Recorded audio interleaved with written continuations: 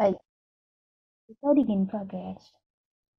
आओ भाई, biology mock paper discussion grade 12 for board examination. बहुत टाइम लगा मुझे समझने में कि मैं टॉपिक और मैं क्या लिखूं। गुड इवनिंग सिमरन। स्क्रीन दिख रही है सबको? Yo yo ma'am. Alright, okay, so let's start with discussion. सबसे पहले आपका बता दें हम हिमाचल बोर्ड का जो पेपर जो मुझे तनिष्का ने भेजा था मैं वो डिस्कस कर रही हूँ। कुछ भी गड़बड़ है तनिष्का को पकड़ना। ठीक है, क्योंकि हिमाचल बोर्ड ने पेपर एटलीस्ट रिलीज किया जिसकी वजह से हमें थोड़ी हेल्प हो जाएगी बहुत अच्छे से। तो we like to thank them क्योंकि उन्हीं के क्वेश्चन चुराए हैं मैंने यहाँ पे। इससे पहले वो बोले मैम आपने क्वेश्चन चुराए, मैं बता दूँ मैं शुक्रगुजार हूँ सच में आपकी। ये तो क्वेश्चन मुझे खुद बनाने पड़ते, बहुत मेहनत लगती। धन्यवाद आपने रिलीज की। तो आपके अगर आप पेपर देखोगे तो 50 नंबर का पेपर होगा, 3 घंटे का। सही बात है? गलत है? Yes ma'am. 3 घंटे में 50 नंबर का पेपर होगा।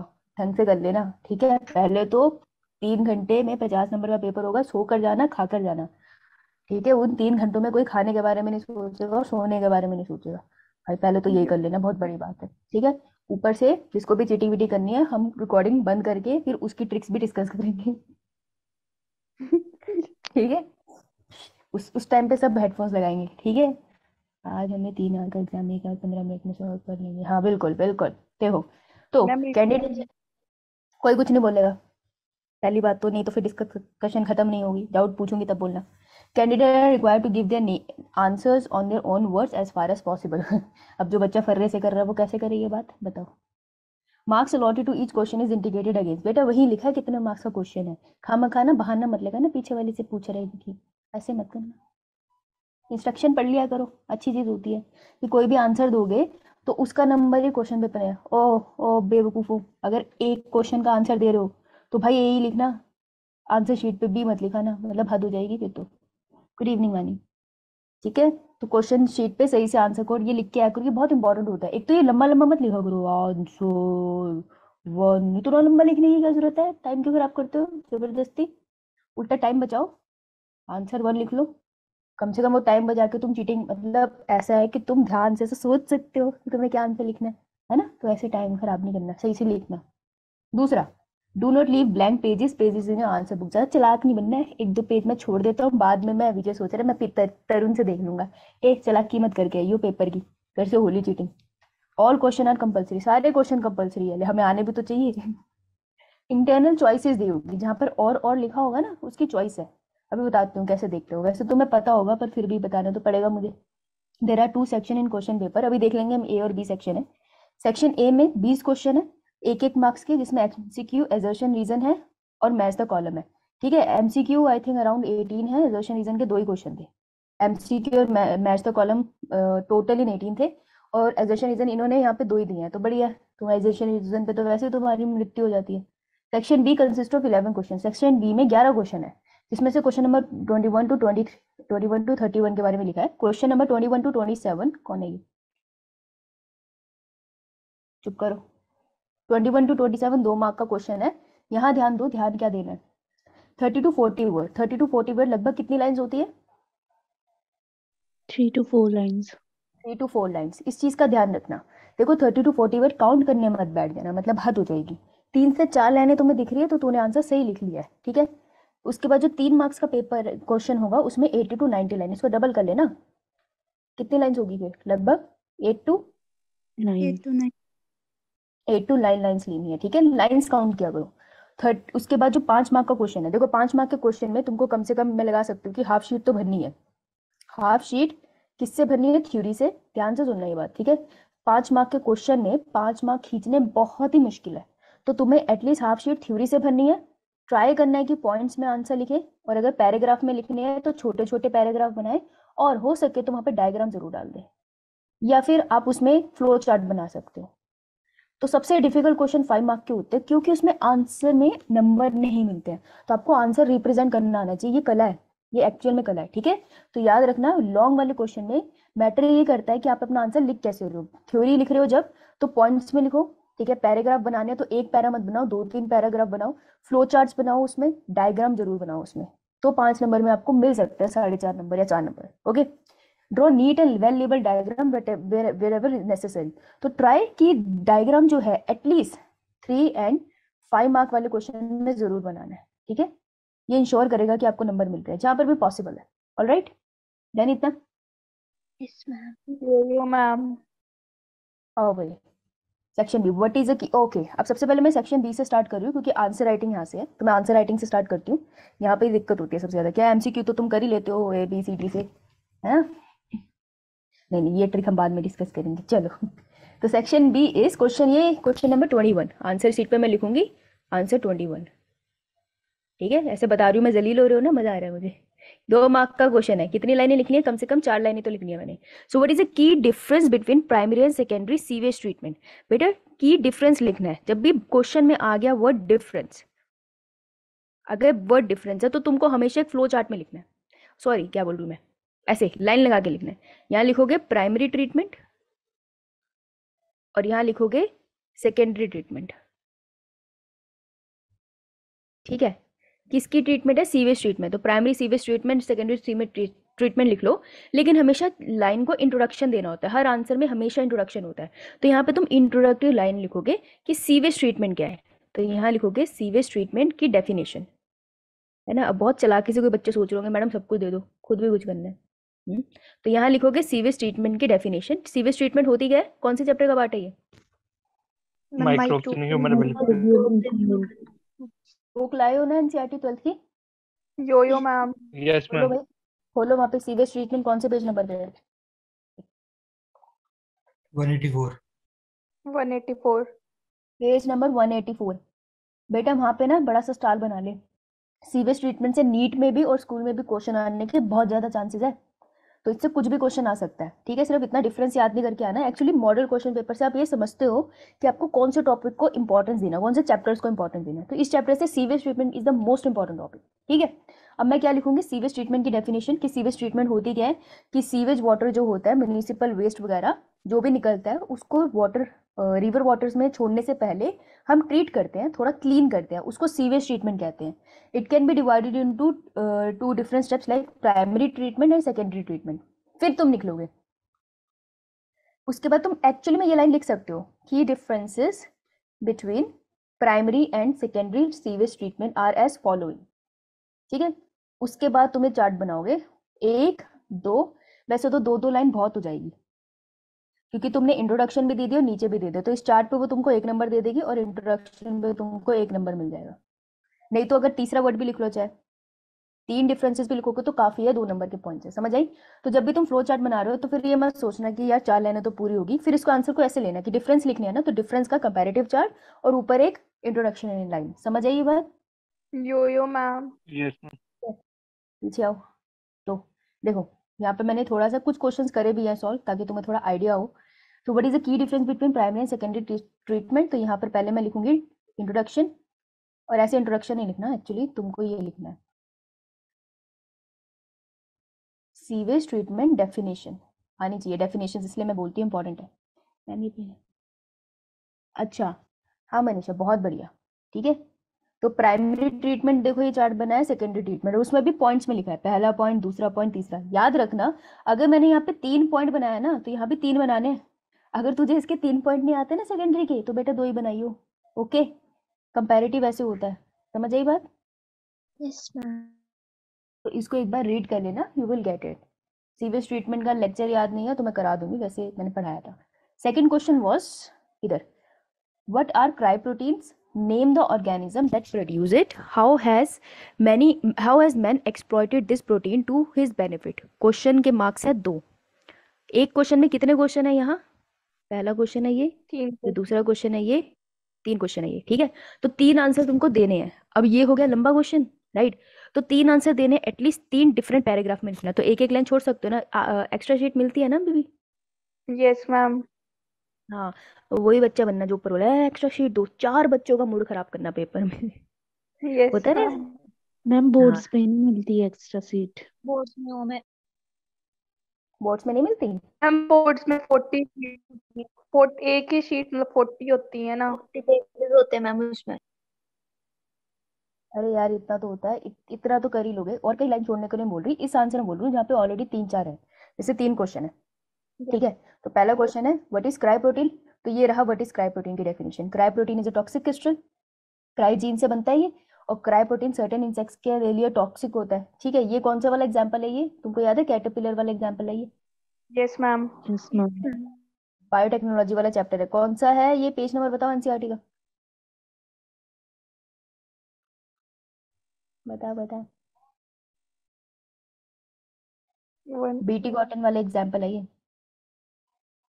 BT 200 cotton 19 208. 208, ठीक है। खोलो और उसे अंडरलाइन करो। बीटी क्वेश्चन कॉटन पे तो क्वेश्चन बनता है। उसके बाद उसका सेकंड क्वेश्चन था कि नेम द ऑर्गेनिज्म जो इसे प्रोड्यूस करता है। तो यहाँ पे क्लियरली लिखा है it is produce by bacillus thuringiensis। देखो सिर्फ ये मत लिखाना, देखो ये तो मैंने कर्सिव कर लिया, टेढ़ा कर दिया ना तो ही हो गया। तुम्हें एक तो इसको अंडरलाइन करना है और नाम से ही लिखना है। देखो बैसिलस का बी कैपिटल, thuringiensis का टी स्मॉल, इसको अंडरलाइन करना। और सिर्फ बैसिलस thuringiensis नहीं लिख के आना विजय, तुझे एक स्टेटमेंट लिखनी पड़ेगी क्योंकि बोर्ड का पेपर है, स्टेटमेंट लिखनी है। It is produce by bacillus thuringiensis bacteria in an inactive form. Inactive form में बनता है, ये बहुत अच्छी वर्ड बोला। तो यहाँ पे नंबर मिला तुम्हें, हाँ प्राची बिल्कुल। उसके बाद थर्ड पॉइंट था, थर्ड क्वेश्चन क्या था उनका, दैट हाउ हम मनुष्य ने, एक तो मैंने लिखते मुझे बहुत तकलीफ होती है, वुमन लिखो नालायक को, महिलाएं भी तो यू एक्सप्लॉइट करती है। How has human exploited this protein to his benefit, his और हर, अपने बेनिफिट के लिए हम कैसे एक्सप्लॉइट कर रहे हैं। तो मैं उसका फंक्शन लिख रही हूँ कि देखो क्रायो प्रोटीन जब एक्टिवेट होता है तो कैसे इंसेक्ट्स के पेट में चला जाता है, तो वो इंसेक्ट उस प्लांट को नुकसान नहीं पहुंचा पाता, राइट। तो ये मैंने थर्ड में उसका फंक्शन लिख दिया। तो अगर मैं ये आंसर एक ही पैराग्राफ में लिखती तो जो पढ़ रहा है इसको वो बोर हो सकता था ना, उसको इंपॉर्टेंट चीज़ें नहीं मिलती। लेकिन मेरे को पता था क्वेश्चन में 3 पार्ट्स थे, तो मैंने 3 पार्ट्स के 3 डिफरेंट पैराग्राफ बना लिए, बस एक लाइन छोड़ी बीच में, ज़्यादा नहीं छोड़ी, एक लाइन छोड़ के बनाई तो कितना ईजी होगा ना इसे पढ़ना। और बैसिलस thuringiensis तो ऑलरेडी अंडरलाइन होगा। इसके अलावा क्रायोप्रोटीन क्रिस्टलाइन, एक क्रिस्टल प्रोटीन होता है जो कि बेसिकली इनकोडेड बाय क्रायोजीन होता है, इन वन को अंडरलाइन कर सकती हूँ, ठीक है। और चलो नीचे वाला पैराग्राफ ज़्यादा तो सब अंडरलाइन नहीं कर सकते, तो अगर इतना भी अंडरलाइन करोगे क्योंकि एग्जामिनर के पास इतना टाइम नहीं होता, तो मोस्ट प्रोबेबली तुमको पूरी, yo ma'am. Ma'am. Okay Prachi no problem, ठीक है। चलो बहुत बढ़िया, ये क्वेश्चन डन, ठीक है। तो answer representation is very good, चाहे आपको ज़्यादा नॉलेज नहीं है, आंसर रिप्रेजेंटेशन ढंग से करोगे तो बच जाओगे। और अगर ज़्यादा नॉलेज भी और ढंग से आंसर नहीं लिखोगे ना, नंबर कट जाएंगे। अब देखो, अब हमें एक क्वेश्चन आ जाएगा, व्हाट इज पीसीआर। पहले तो जब भी शॉर्ट फॉर्म है उसको एक्सपेंड तो करना ही है, ये पहला question. Who develop this technique, दूसरा question. Write the names of various steps in this technique, नाम लिखने हैं। देखो ध्यान से देखो उसने क्या लिखा है, right the names of various steps, steps के नाम पूछे उसने। अब मैं देखूंगी कितने मार्क्स का क्वेश्चन है। अगर तो ये होता 5 मार्क का, आ सकता है पीसीआर 5 मार्क में, तो मैं सारे स्टेप को एक्सप्लेन करती अच्छे से, ठीक है। लेकिन ये है 2 मार्क का क्वेश्चन और ऑलरेडी 3 क्वेश्चन इसमें पूछे हैं, तो मुझे सारे स्टेप एक्सप्लेन नहीं करने हैं, लेकिन मुझे उसके नाम क्लियरली लिखने हैं। ये बात समझ आई? यो मैम। ठीक है। तो पीसीआर सबसे पहले क्या है, यानी कि मैं यहाँ पे क्या लिखूंगी, what is PCR. That means वो डायरेक्टली तुमसे व्हाट पूछ रहा है ना, तो जब भी वर्ड आएगा व्हाट, तो तुम्हें क्या करना है, बेसिकली डेफिनेशन देनी है। तो वहाँ लिख लो, जब भी क्वेश्चन में व्हाट पूछा है तो डेफिनेशन देनी है उस वर्ड की, ऑफ दैट वर्ड और द प्रोसेस, जो भी प्रोसेस है। जैसे यहाँ पर पीसीआर है तो तुमको पीसीआर की डेफिनेशन देनी है, ठीक है। यो तो देखो, मैम। तो पीसीआर इस क्या है, पॉलीमरेज चेन रिएक्शन। और पीसीआर मैंने साइड में लिख दिया, पीसीआर की फुल फॉर्म ये है, is a reaction that is utilize to amplify a gene और a fragment of a DNA of interest. जो डीएनए मेरे इंटरेस्ट का है उसके फ्रेगमेंट को मेरे को मल्टीप्लाई करना है, तो उसको पीसीआर कहते हैं। डेफिनेशन लिख दी, चलो जी, यहाँ पे मिला मेरे को अपना आधा नंबर। अब who develop this technique, PCR was invented by Kary Mullis in 1983। बढ़िया होगा तुम ईयर भी लिख दो, फिर नंबर नहीं कटेगा फॉर श्योर। नहीं याद है तो यार गलत मत लिखना, फिर तुम उसको कवर कर लेना है। लेकिन एक लाइन ऐसे मत लिख के आना कैरी मुलिस, क्योंकि टीचर को नहीं समझ आएगा तो कैसे डिवाइड कर रहा है, राइट। तो एक स्टेटमेंट लिखनी है, okay.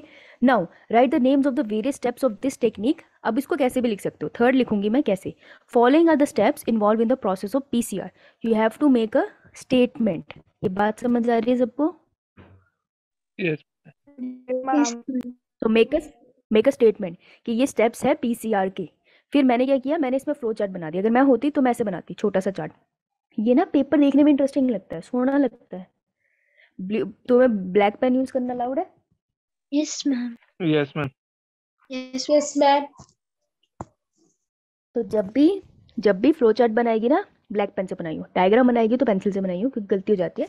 Flow chart black pen से बना दियो। अब देखो यही मैंने छोटा सा फ्लो चार्ट बनाया होता तो कितना सुंदर लगता है, टीचर को भी देख के पता चल जाता है इसने तीनों स्टेप मेंशन कर दिए।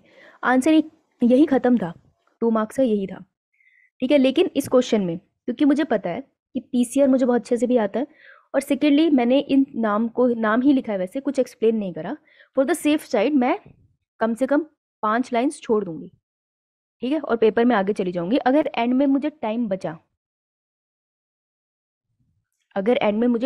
ओके देख लेना एक बार। कौन सी ईयर में इन्वेंशन लिखा है पीसीआर का एनसीईआरटी में?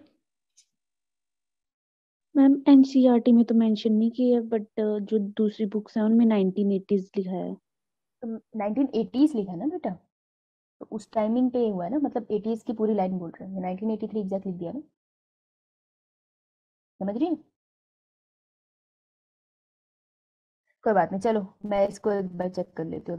1980s लिखा है ना, मतलब कि 80s में हो सकता है, 81 में, 82 में, 83 में। यहाँ पे 83 मैंने एग्जैक्टली लिख दिया है कि यहाँ पे रिलीज हो गया था इस टाइम पे, इसलिए मैंने 83 लिखा है। ओके, तो मैं कुछ लाइन छोड़ दूंगी और मैं चली जाऊंगी आगे। वैसे पीसीआर को क्वेश्चन अगर 3 मार्क्स में आता तो मैं डायग्राम जरूर बनाती, 5 मार्क्स में आता मैं डेफिनेटली डायग्राम बनाती और एक्सप्लेन भी करती, लेकिन यहाँ पे एक्सप्लेनेशन नहीं लिखी थी, सिर्फ नाम लिखे थे, तो मैं ये डायग्राम जरूर बनाया थी। इस डायग्राम को देख के पता चल रहा है पीसीआर क्या है, इसके बाद नंबर तो नहीं कर सकते, हो ही नहीं सकता। लेकिन ये तब करना जब तुम्हारा एंड में टाइम बचे, तो ये एंड के लिए छोड़ देना 4-5 लाइनें, और नई टाइम बचेगा तो उस लाइनों में ऐसे कट डाल देना, ठीक है। तो ये डायग्राम लर्न जरूर कर लेना, एनसीईआरटी में से टिक कर लो, ये बड़े मार्क्स में क्वेश्चन आ सकता है आराम से। Okay, Yes, ma'am. PCR, DNA, fingerprinting और ह्यूमन जीनोम प्रोजेक्ट, ये 3 क्वेश्चन आपको आराम से 5 मार्क्स में आ सकते हैं। तो इन्हें पूरा प्रिपेयर करना 5 मार्क्स के अकॉर्डिंग। कैसे प्रिपेयर करोगे 5 मार्क का क्वेश्चन? पहले लिखोगे डेफिनेशन, ठीक है, उसके बाद तुम एक्सप्रेस करोगे प्रोसेस, और उसके बाद तुम लास्ट में करोगे डायग्राम, ठीक है।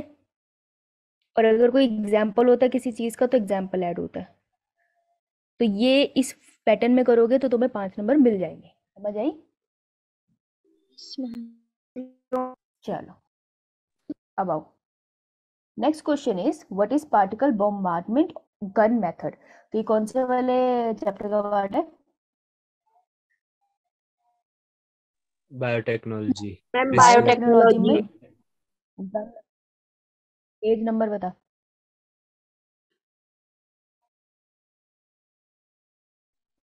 देखो चैप्टर के एंड की तरफ जाता है वो। हाँ, क्या बोल रही है ये? पेज नंबर बताओ भाई, कहाँ पर हुई थी ये टेक्निक्स, कहाँ बताई थी? जीन ऑफ इंटरेस्ट को वेक्टरलेस वे से अंदर डालने के लिए कुछ टेक्निक्स बताई थी प्लांट्स एंड एनिमल में। इलेक्ट्रोपोरेशन बताया था, बॉम्बार्डमेंट विद गन बताया था, इसे बायोलिस्टिक भी कहते हैं। बताओ भाई पेज नंबर, क्या बात हो गई? बायोटेक का कौन सा? 201 201 पे है ना। तो ये कौन से मेथड है ये? वेक्टरलेस जीन ट्रांसफर, जब हम जीन डायरेक्टली ट्रांसफर कर देते हैं। तो ये सारे मेथड इंपॉर्टेंट है क्योंकि एक पे क्वेश्चन आ चुका है। तो what is particle bombardment gun method, जब व्हाट आएगा तो हमें क्या लिखना है? Definition. डेफिनेशन, हाँ डेफिनेशन लिखेंगे। फिर हु डेवलप दिस टेक्निक, किसने डेवलप करी थी? तो देखो जहां पर तुमको साइंटिस्ट का नाम दिख रहा है ना एनसीईआरटी में, ये याद करो, क्योंकि हिमाचल बोर्ड वाले साइंटिस्ट का नाम बार बार पूछ रहे हैं, देख रहे हो, तो साइंटिस्ट का नाम याद कर लेना, ठीक है। तो सबसे पहले तो ये मेथड क्या है, ये डेफिनेशन मैंने एक्स्ट्रा लिखा है, इतना लंबा आंसर नहीं लिखना है, मैंने तुम्हारे नॉलेज के लिए लिखा है, क्योंकि क्लास में हमने सिर्फ इसे पढ़ा था, हमने लिखा नहीं था थ्योरी, ठीक है। तो देखो, this is the definition first part, method use for the introduction of DNA into the plant cell by physical introduction, ये इसके मेथड है, ठीक है। वर्किंग तो आ गई है, वर्किंग सेकंड पार्ट जो है क्वेश्चन का वो ये है, सेकंड लाइन में ये लिखूंगी कि प्रोफेसर स्टैनफोर्ड और कौन है ये यार ध्यान दे लो, तुम चैट में क्या भेज रहे हो मुझे?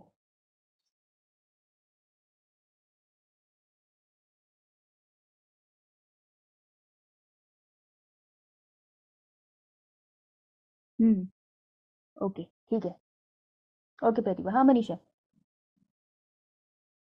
मैम ये 2 मार्क्स का क्वेश्चन है तो इतना बड़ा हो।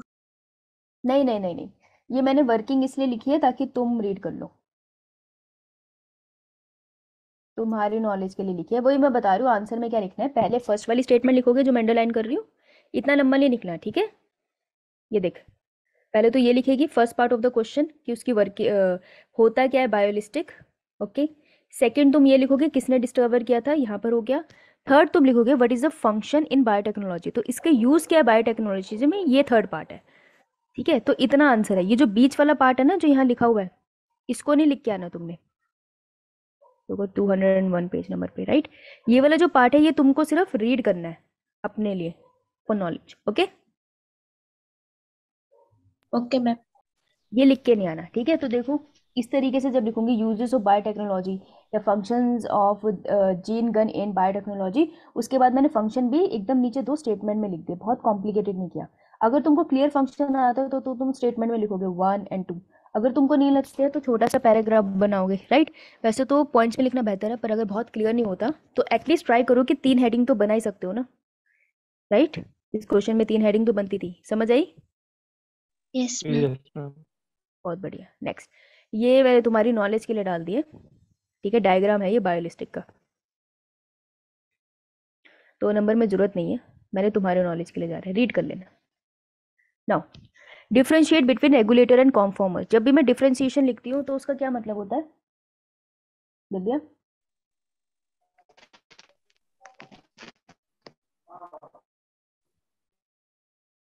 हाँ, डिफरेंट 62 कौन है?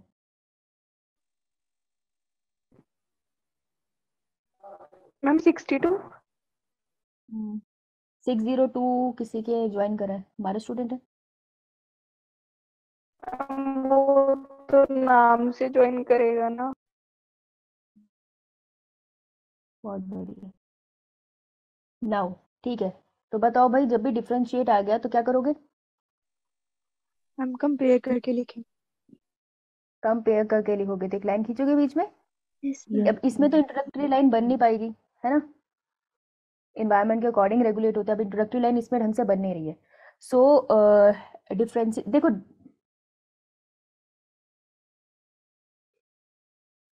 देखो एक वर्ड बताती हूँ तुमको, ये देखना।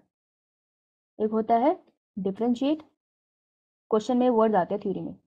एक होता है कंपेयर एंड कॉन्ट्रास्ट, ऐसा होता है। यो ma'am Between A and B, differentiate between A and B, compare and contrast between A and B, right,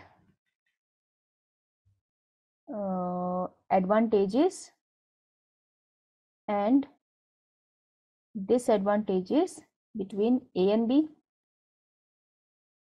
right, या ऐसे भी आता है, एक second. What are pros and cons of A process, इस प्रोसेस का, ठीक है। इन सारे क्वेश्चंस को तुम कैसे लिख सकते हो? देखो कंपेयर एंड कॉन्ट्रास्ट, कॉन्ट्रास्ट मतलब डिफरेंशिएट, डिफरेंशिएट के लिए दूसरा वर्ड होता है कॉन्ट्रास्ट, ठीक है।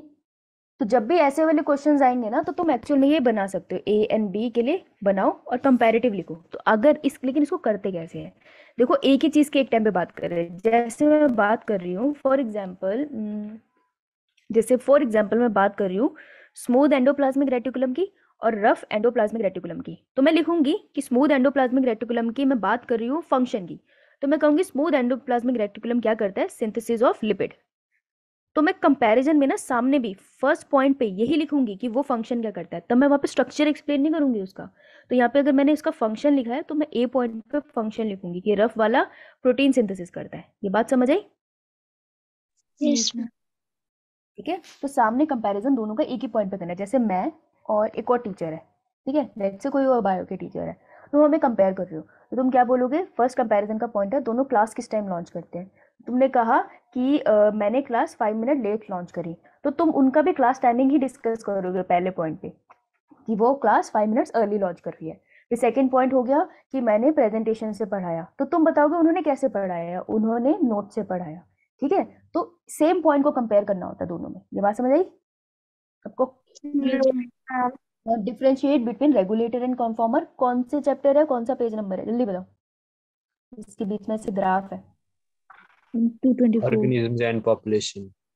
224, राइट। वहां पे देखो रेगुलेटर, कन्फॉर्मर और पार्शियल रेगुलेटर भी है ना। मैम उसमें ये टॉपिक नहीं दिया हुआ है एनसीईआरटी में। नहीं दिया है। यस मैम मैम, स्कूल में डिस्कस कर रहे थे तो मैम कहती कि टॉपिक नहीं दिया हुआ है तो इन्होंने ऐसे ही डाल दिए एनसीईआरटी की। एनसीईआरटी में टॉपिक क्या है है? मैम है दिया हुआ है। रिस्पॉन्सिबिलिटी। मैम दिया हुआ है ये। Regulator, conformer and partial conformer का पेज नंबर 224 निकाल तो सही, तेरे को बोल तो रहे हैं, निकाल। है इसमें 223 और मैम। हम 223 और हमने इसका ग्राफ भी पढ़ा है। ये रेगुलेटर्स, कन्फॉर्मर और एक ऐसा बना तो है ये।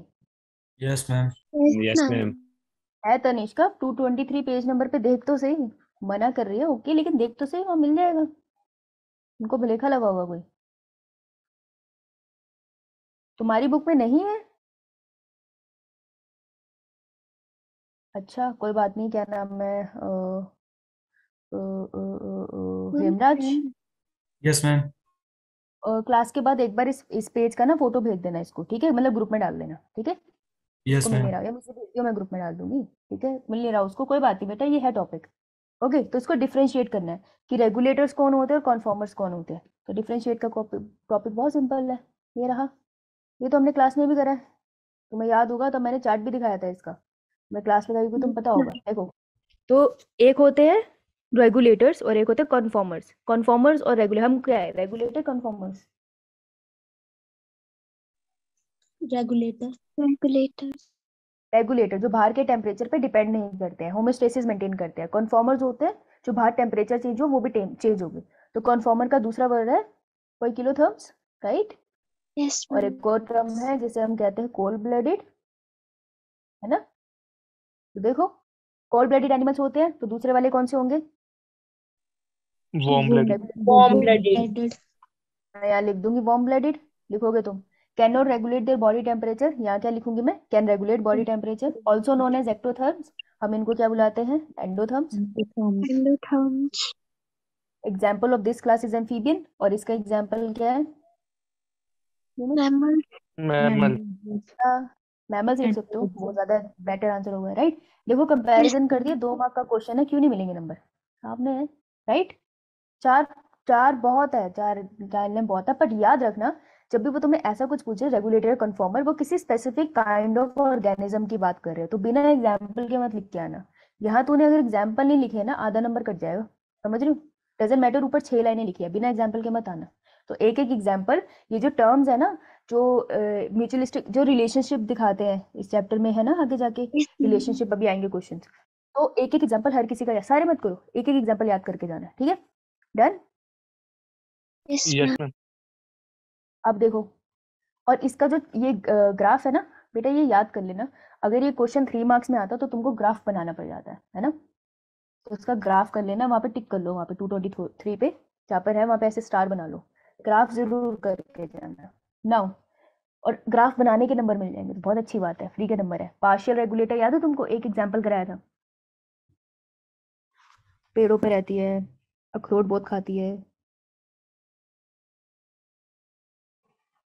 स्क्वेल नहीं कराया था। स्क्वेरल। चलो, write a short note on adaptation of desert plants and animal. देखो ट्राई करना कि ऐसे वाले क्वेश्चंस कि अगर किसी और, मतलब तुम्हें इसके अलावा कोई और क्वेश्चन करने का ऑप्शन है, जैसे नीचे और लिखा है, और कोई ऑप्शन है तो वो कर लो।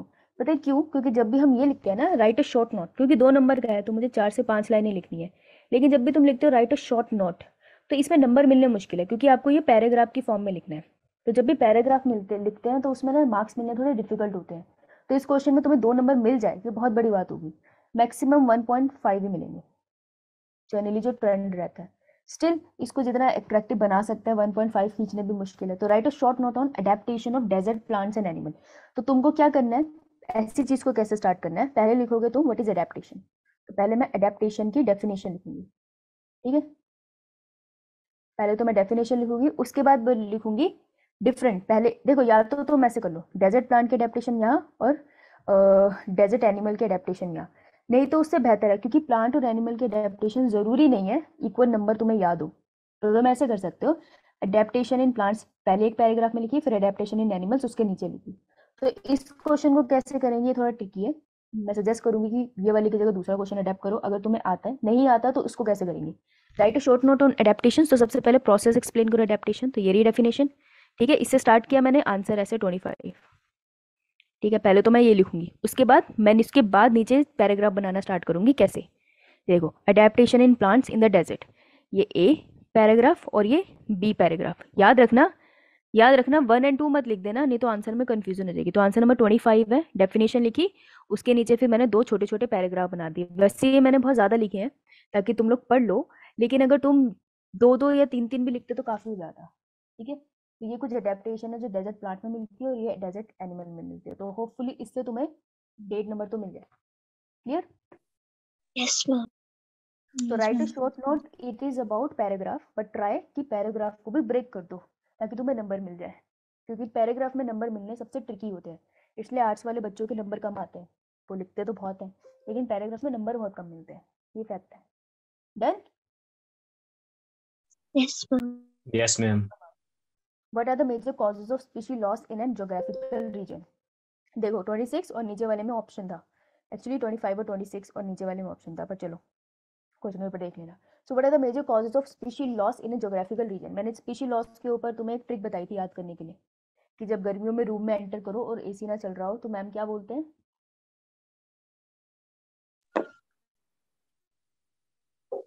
हो एसी हो चला एसी, हाँ हो एसी चला दो, राइट।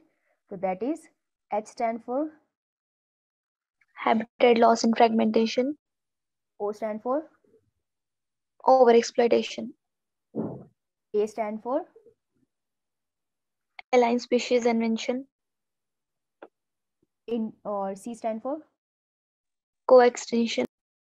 वेरी गुड आंसर, शाबाश, बहुत बढ़िया, फुल मार्क्स एक्चुअल में।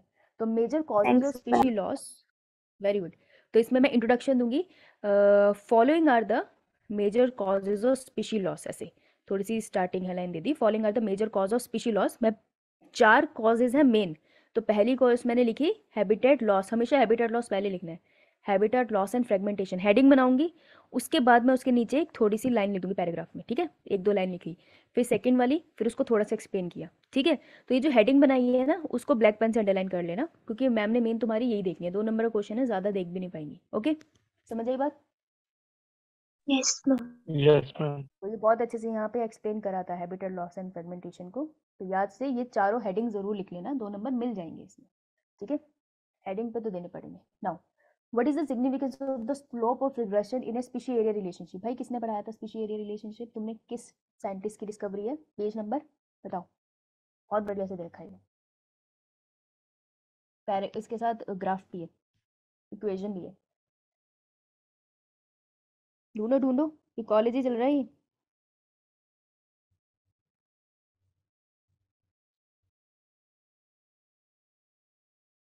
इकोलॉजी स्पीशी एरिया रिलेशनशिप, एक एरिया को आप ऑब्जर्व करते हो, आपको स्पीशी डाइवर्सिटी इंक्रीज करती है, लेकिन अगर आप एरिया का दायरा ज़्यादा बढ़ा लो तो वही स्पीशी रिपीट होनी स्टार्ट हो जाती है।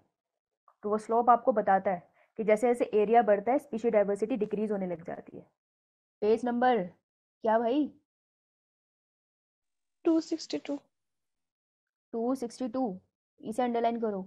इस पे पूरा एक बड़ा क्वेश्चन बनता है विद डायग्राम, वो ग्राफ के साथ, पूरा बड़ा क्वेश्चन है, बहुत अच्छे से कराया है।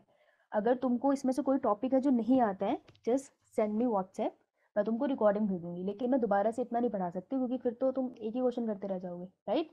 तो ये बहुत अच्छे से डिस्कस है, नहीं आता तो मुझे बता देना, मैं रिकॉर्डिंग भेज दूंगी, लेकिन इससे बड़ा क्वेश्चन बन सकता है 5 मार्क का आराम से। ये तुम्हें पूछ रहे हैं, ध्यान से सुनो क्वेश्चन में, what is the significance, importance क्या है of the slope of regression in a species area relationship? तो सबसे पहले इस क्वेश्चन को, कि ये 2 नंबर का है, तो पहले मैं क्या करूंगी, स्पीशी एरिया रिलेशनशिप क्या है को एक्सप्लेन करूंगी, एक तरह से डेफिनेशन जैसा लिखूंगी कि species area relationship is a concept given by किसने दिया था? Alexander von Humboldt. अलेक्जेंडर वॉर्महर्न, ठीक है। और इट टेल्स यू, जो भी वहाँ पे एक इंग्लिश में डेफिनेशन है वो तुमको ड्राइव करनी पड़ेगी कि जैसे जैसे स्पीशी एरिया को ज़्यादा एक्सप्लोर करते हो स्पीशी डाइवर्सिटी डिक्रीज होने लगती है। छोटी सी डेफिनेशन लिखनी है, ठीक है। इस डेफिनेशन में तुम्हें इसमें लग जाएगा कम से कम दो लाइनें तो लग जाएगी इसमें। उसके बाद स्लोप ऑफ रिग्रेशन, तो significance of slope of regression फिर नीचे लिख लेना, significance of slope of regression तुम लिख सकते हो एग्जैक्टली ऐसे, कोई दिक्कत नहीं है। और फिर वहाँ पे तुमने एक्सप्लेन कर दिया कि वो स्लोप हमें बताता है कि जब मैं ज़्यादा एरिया एक्सप्लोर करती हूँ तो डाइवर्सिटी कम होती चली जाती है, ठीक है। तो ये बहुत इंपॉर्टेंट क्वेश्चन है, तो यहाँ लिखा है। तो ये पहले मेरी होगी, पहली डेफिनेशन तो तुमको खुद लिखनी है, वहाँ से निकाल लेना, एनसीईआरटी में है। उसके बाद स्लोप ऑफ रिग्रेशन की सिग्निफिकेंस यहाँ लिखी है बहुत अच्छे से, इसे पढ़ लेना क्योंकि ये मुझे लगता नहीं है कि तुम सही से लिख पाओगे इंग्लिश में, ठीक है। Like in smaller area the value of slope of regression is similar, सब तकरीबन हर एनिमल के लिए सिमिलर रहती है, लेकिन जैसे जैसे एनालिसिस तुम बड़े एरिया में करोगे स्लोप ऑफ रिग्रेशन की जो होता है वो ज़्यादा स्टीपर हो जाता है। मतलब ये क्या बताता है तुम्हें कि जितना एरिया एक्सप्लोर करोगे उतनी स्पीशी डाइवर्सिटी फिर तुमको थोड़ी कम होती चली जाएगी, ठीक है। तो ये उसकी सिग्निफिकेंस है, तो यहाँ पे तुम बना सकते हो। समझ आई? Yes, ma'am. Yes, ma'am. Okay चलो, तो ये वाला पैराग्राफ यही है ना एनसीईआरटी में? Yes, ma'am. Yes, ma'am. Yes, देखो ma'am. वैसे तो आंसर पीछे हो गया स्लोप ऑफ रिग्रेशन का। अगर चाहो मैं सीरियसली सजेस्ट करूंगी कि जहाँ पर भी ग्राफ है, जिन भी आंसर्स में ग्राफ आते हैं, अगर वो क्वेश्चन 2 नंबर का, 3 नंबर का, 5 नंबर का, ट्राई करना कि तुम एटलीस्ट ग्राफ बना के लेबल कराओ। अगर बनाया है ग्राफ तो लेबल जरूर करना, और अगर लेबलिंग नहीं आती है तो ग्राफ मत बनाना, ठीक है। नहीं तो खिज में टीचर नंबर काट लेता है कि बनाए क्यों था, तेरे को लेबल नहीं आता था तो, ठीक है। तो ग्राफ प्रैक्टिस करके जाना, 3-4 ही ग्राफ है मुश्किल से, और लेबलिंग प्रैक्टिस करके जाना। मौका मिले जिसको प्रैक्टिस होती है उसने 2 मिनट लगाने हैं ऐसे ग्राफ बनाने में, बात खत्म हो गई, ठीक है, लेबल करके। तो याद रखना ग्राफ हो सके तो पहले तो लर्न करो सारे। तो लर्न क्या करना है कि किस कोऑर्डिनेट पे क्या लिखा है, ये वाई एक्सिस है, ये एक्स एक्सिस है, और उसकी लेबलिंग आनी चाहिए। बनाना तब अगर लेबलिंग आती है, नहीं तो मत बनाना। Got it? Yes, ma'am. Yes, ma'am. आगे चलते हैं। Briefly explain the following. देखो ब्रीफली एक्सप्लेन करना है तो ज्यादा नहीं लिखना है, राइट लेस, कम लिखना है। Means mention important words, important word जरूर लिखना उस कॉन्सेप्ट से रिलेटेड, वो ये कहना चाहता है। छोटा लिखो लेकिन इंपॉर्टेंट वर्ड लिखो। बायोलॉजिकल मैग्निफिकेशन, बायोलॉजिकल मैग्निफिकेशन क्या होता है कि कोई टॉक्सिक सब्सटेंस है, जैसे डीडीटी है, ठीक है, वो फाइटोप्लैंक्टन्स ने खाया, उसको ज़ूप्लैंक्टन ने खाया, उसकी बॉडी में चला गया, उसको छोटी मछली ने खाया, फिर बड़ी मछली ने खाया, फिर उसको ईगल ने खा लिया। तो वो जो टॉक्सिक सब्सटेंस था वो धीरे धीरे ट्रॉफिक लेवल में इंक्रीज होता चला गया, दैट इज बायोलॉजिकल मैग्निफिकेशन। तो तुम क्या करोगे, इस प्रोसेस को ब्रीफली एक्सप्लेन करोगे, मतलब छोटे से में एक्सप्लेन कर दोगे। और क्या कहते हैं, प्रोसेस ही एक्सप्लेन करना पड़ेगा तुम्हें तो इसमें, छोटा सा, लेकिन एंड जरूर एग्जाम्पल के साथ करना। 1 नंबर का क्वेश्चन है, बहुत टाइम वेस्ट नहीं करना है इसके ऊपर, बहुत है कि तुम इसको 2 लाइन्स में एक्सप्लेन कर दो, और 1 लाइन में एग्जाम्पल जरूर लिखना। एग्जाम्पल जरूर लिखना कि डीडीटी का इसमें एक बहुत बड़ा एग्जाम्पल है। वैसे यूट्रोफिकेशन होती है, यूट्रोफिकेशन क्या होती है? Natural aging of lake. Natural ageing of lake. तो देखो इकोलॉजी के कुछ टॉपिक है जिसमें से बड़ा क्वेश्चन बन सकता है आराम से, या फिर ऐसे 2-3 छोटे क्वेश्चन बनते हैं। एक बायोलॉजिकल मैग्निफिकेशन, एक यूट्रोफिकेशन, एक तुम्हारा वो आता है बायोलॉजिकल ऑक्सीजन डिमांड, इसमें एक ग्राफ भी है छोटा सा, है ना। Yes, ma'am. ये कुछ 3 टॉपिक है जिनसे मैम क्वेश्चन ये आ जाते हैं। बायोलॉजिकल ऑक्सीजन डिमांड होता है या बायोकेमिकल ऑक्सीजन डिमांड? दोनों वर्ड यूज किए जाते हैं, दोनों सही है, बायोलॉजिकल भी और बायोकेमिकल भी, ठीक है। तो बीओडी, ये 3 ऐसे टॉपिक है जिसपे बीच बीच में क्वेश्चन आते रहते हैं और छोटे छोटे पैराग्राफ में आ सकते हैं, ठीक है। सेम यूट्रोफिकेशन में करोगे, इस प्रोसेस को तुम एक्सप्लेन करोगे, और हो सके तो कोई वहाँ एग्जाम्पल इसका तो नहीं था वैसे, तो इसके एग्जाम्पल में तो कुछ नहीं आएगा, ठीक है, लेकिन प्रोसेस ढंग से एक्सप्लेन कर लेना, ओके। ये एनसीईआरटी बेस्ड है, तो एनसीईआरटी में तुमको इसका छोटा सा पैराग्राफ मिल जाएगा। कौन से पेज नंबर पे? दोनों एक साथ है, पेज नंबर 276. 276 page. 276. कर लो उसको टिक। What are the advantages, and now this is interesting question, what are the advantages and disadvantages of genetically modified crop? GOC, genetically GMC. GMC. Genetically modified crop की advantages क्या है, disadvantages क्या है। तो मैं start कैसे करूंगी, क्या लिखूं? डेफिनेशन। हाँ, इंट्रोडक्शन लिखूंगी या मैं डेफिनेशन लिखूं? किसकी डेफिनेशन लिखूं?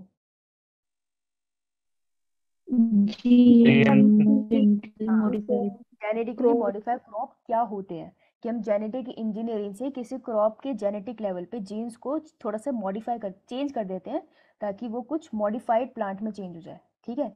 उसको जेनेटिकली मॉडिफाइड क्रॉप कहते हैं। उसके बाद मैं लिखूंगी, देखो दो तरीके से कर सकती है, तो मैं एडवांटेजेस एंड डिसएडवांटेजेस ऐसे लिख दूं, या फिर जैसे मैंने पीछे किया था डेजर्ट प्लांट वाले केस में, मैं लिख दूं यहाँ पे एडवांटेजेस का एक पैराग्राफ और फिर डिसएडवांटेजेस का एक पैराग्राफ, ऐसे कर सकती हूँ ना?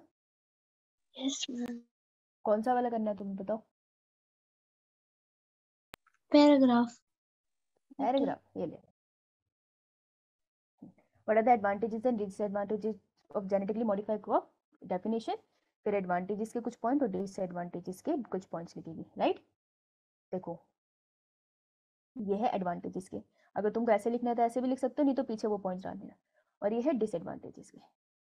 देखो अगर तुम देख सकते हो कि मेरे पास डिसएडवांटेजेस के ज़्यादा पॉइंट नहीं थे, जब मुझे पता है मेरे दिमाग में, तुम्हें आंसर लिखने से पहले थोड़ा सोचना होता है, गिव इट 30 सेकेंड, और ये प्रैक्टिस करने से ही आता है, एक दिन में नहीं आता। तो तुम थोड़ा सोचोगे कि मेरे को एडवांटेजेस तो पता है भाई, डिसएडवांटेज पता है, नहीं पता है तो मैं पैराग्राफ में लिखूंगी इस तरीके से। एग्जैक्टली मुझे दोनों के 3-3 पॉइंट पता है तो मैं ऐसे लिखूंगी, ठीक है। कितने नंबर का क्वेश्चन है मेरा? 3 नंबर का क्वेश्चन है, तो मुझे कम से कम 4 लाइनें तो लिखनी पड़ेगी ना। अगर मैंने ऐसे लिखा तो 4 बन नहीं रही है, तो मैं पीछे वाला आंसर लिखूंगी। समझ आई? चालाकी से करना है। Yes ma'am.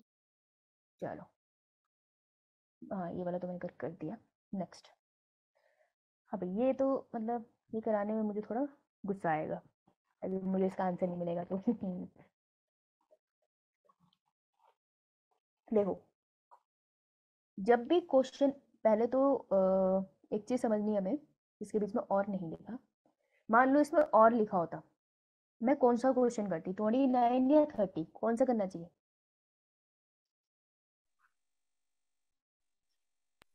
30। 30 क्वेश्चन। 30 क्वेश्चन क्यों? छोटे। 30 क्वेश्चन क्यों करना चाहिए? पहली चीज तो तुम्हें यही देखना है कि तुमको आता ही है। ठीक है, तो वही डिसाइड करेगा भाई। मान लो मुझको दोनों आते हैं, अब मैं कौन सा क्वेश्चन करूंगी? ये वाला क्वेश्चन भी है कितने मार्क्स का? 3 मार्क्स का। ये वाला क्वेश्चन भी है 3 मार्क्स का।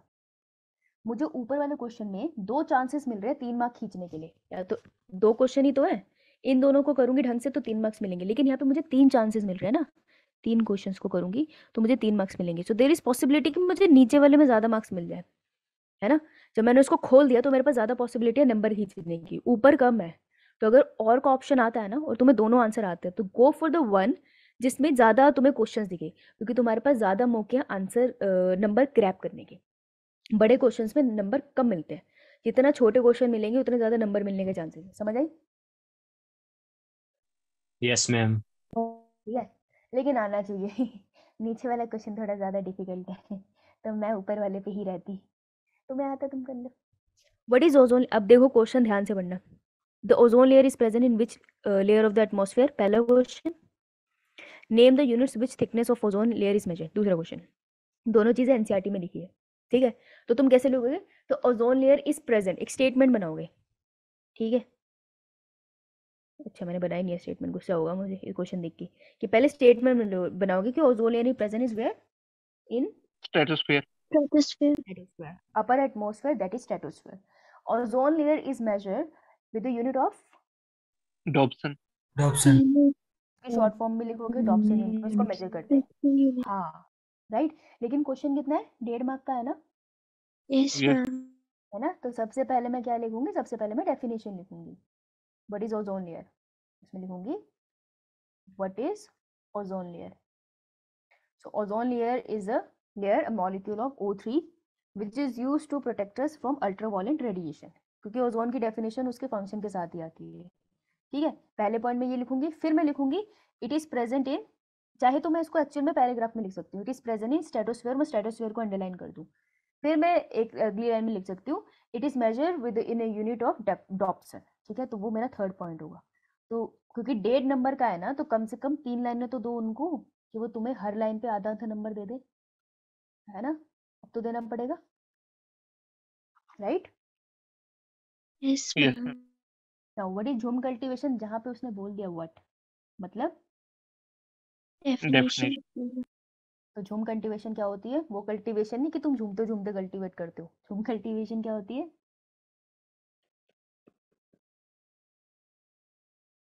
पीट दूं मैं तुम्हें?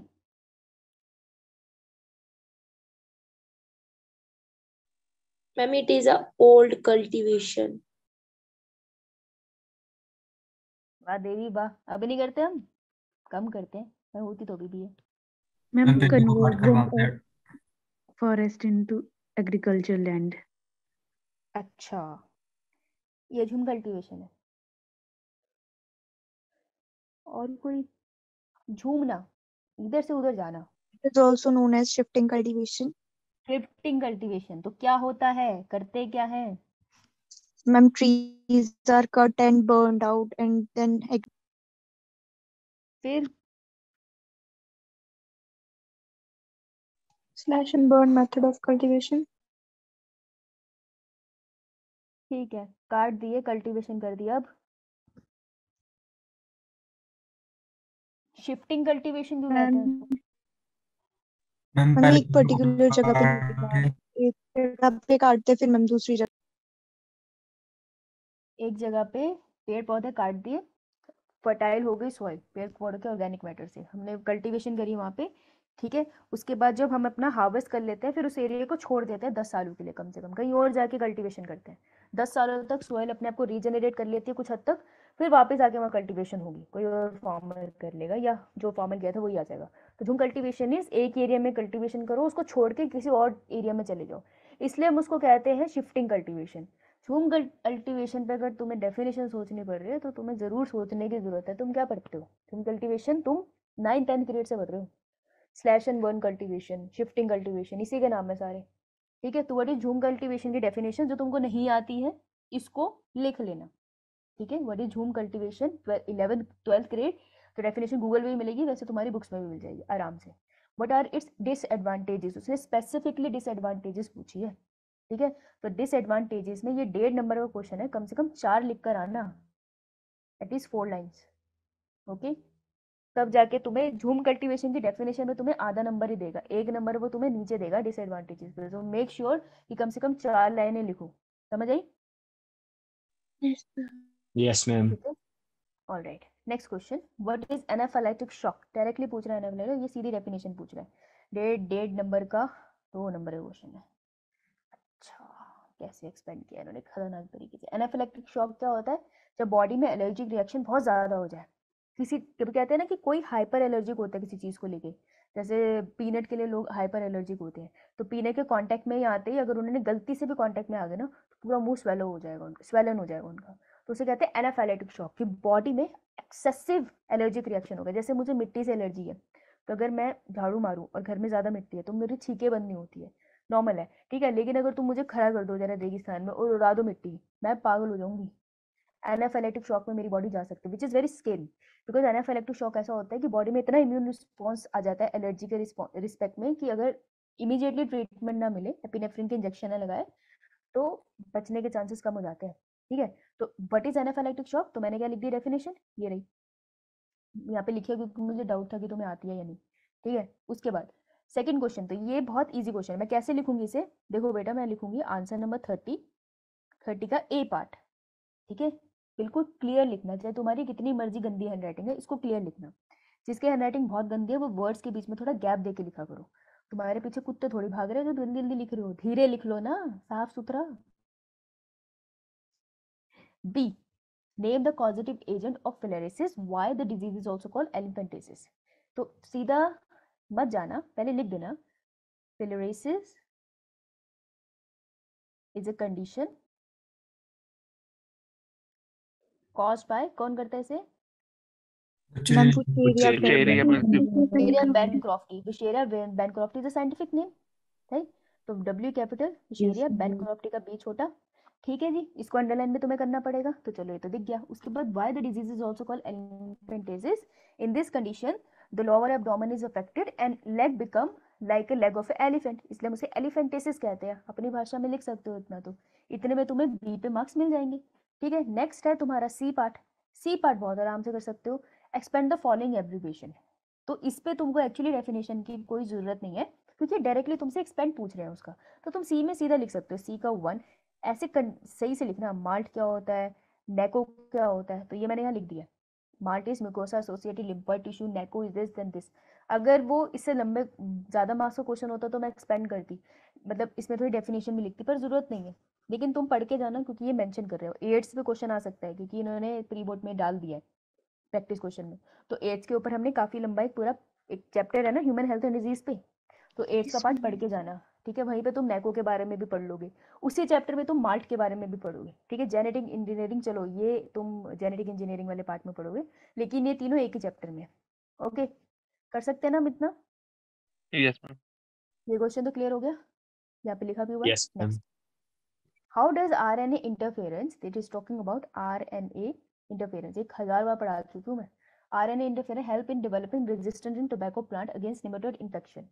RNA इंटरफेरेंस करते थे ना हम, निमेटोड आके टोबैको प्लांट की रूट को खाता है, फिर उसके पेट में जाके Yes. निमेटोड के एग्जेंशियल प्रोटीन नहीं बढ़ते थे, फिर निमेटोड मर जाता था। फिर ऐसे टोबैको प्लांट निमेटोड के इन्फेक्शन से बच जाता है। That is RNA interference. This question is difficult. क्यों? 2 नंबर का क्वेश्चन है, दिख रहा है?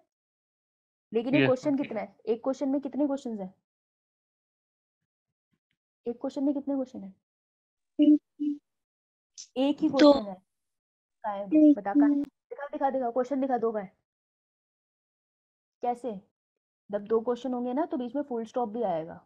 ठीक है, इसमें डायरेक्टली लिखा है how does RNA interference help in developing resistant in tobacco plant against nematode infection. RNA interference technique use करके मैं कैसे टोबैको प्लांट को बचा सकती हूँ निमेटोड के इन्फेक्शन से। तुम स्टार्ट करोगे इसी से, व्हाट इज RNA इंटरफेरेंस?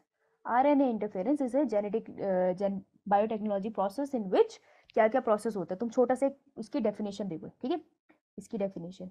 उसके बाद दिखाओगे फॉर एग्जाम्पल। मैंने फॉर एग्जाम्पल लिखा, और अब मैं पैराग्राफ नीचे स्टार्ट कर दूंगी। ठीक है, तो ये इसके बीच में एक लाइन छोड़ देना, फिर फॉर एग्जाम्पल से मैं पूरा प्रोसेस एक्सप्लेन करूंगी। ये बहुत अच्छे से RNA इंटरफेरेंस मैंने समझा रखा है, मुझे बता देना, मैं तुम्हें रिकॉर्डिंग भेज दूंगी, वहाँ पे देख लेना अगर तुमको नहीं आता। NCERT के कौन से पेज नंबर पे लिखा है भाई नमूने, बताओ? ये लिखा है बहुत अच्छे से, 208। 209। 208 या 9 पे है, जरा वहाँ पे अंडरलाइन कर लो। RNA इंटरफेरेंस पे क्वेश्चन आ सकता है, ऐसे भी आ सकता है 1 मार्क का, 2 मार्क का, तो आ ही रखा है 1 मार्क का क्वेश्चन भी आ सकता है। ओके, समझ आई? Yes ma'am. नीचे आओ। Define, define बायोपैरेसिस। डिफाइन में भी एक्चुअली मतलब यही होता है कि वो तुमसे एक तरह से डेफिनेशन ही पूछता है।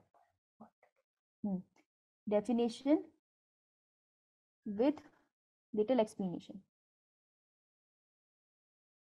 सिर्फ जब उसने बोल दिया व्हाट, तो वो सिर्फ डेफिनेशन पूछ रहा है। जब उसने बोला डिफाइन, तो तुम्हें डेफिनेशन तो लिखनी है, पर थोड़ा सा उसको एक्सपेंड कर देना, तो डेफिनेशन को थोड़ा सा लंबा खींच देना। बायोपैरेसी क्या होती है?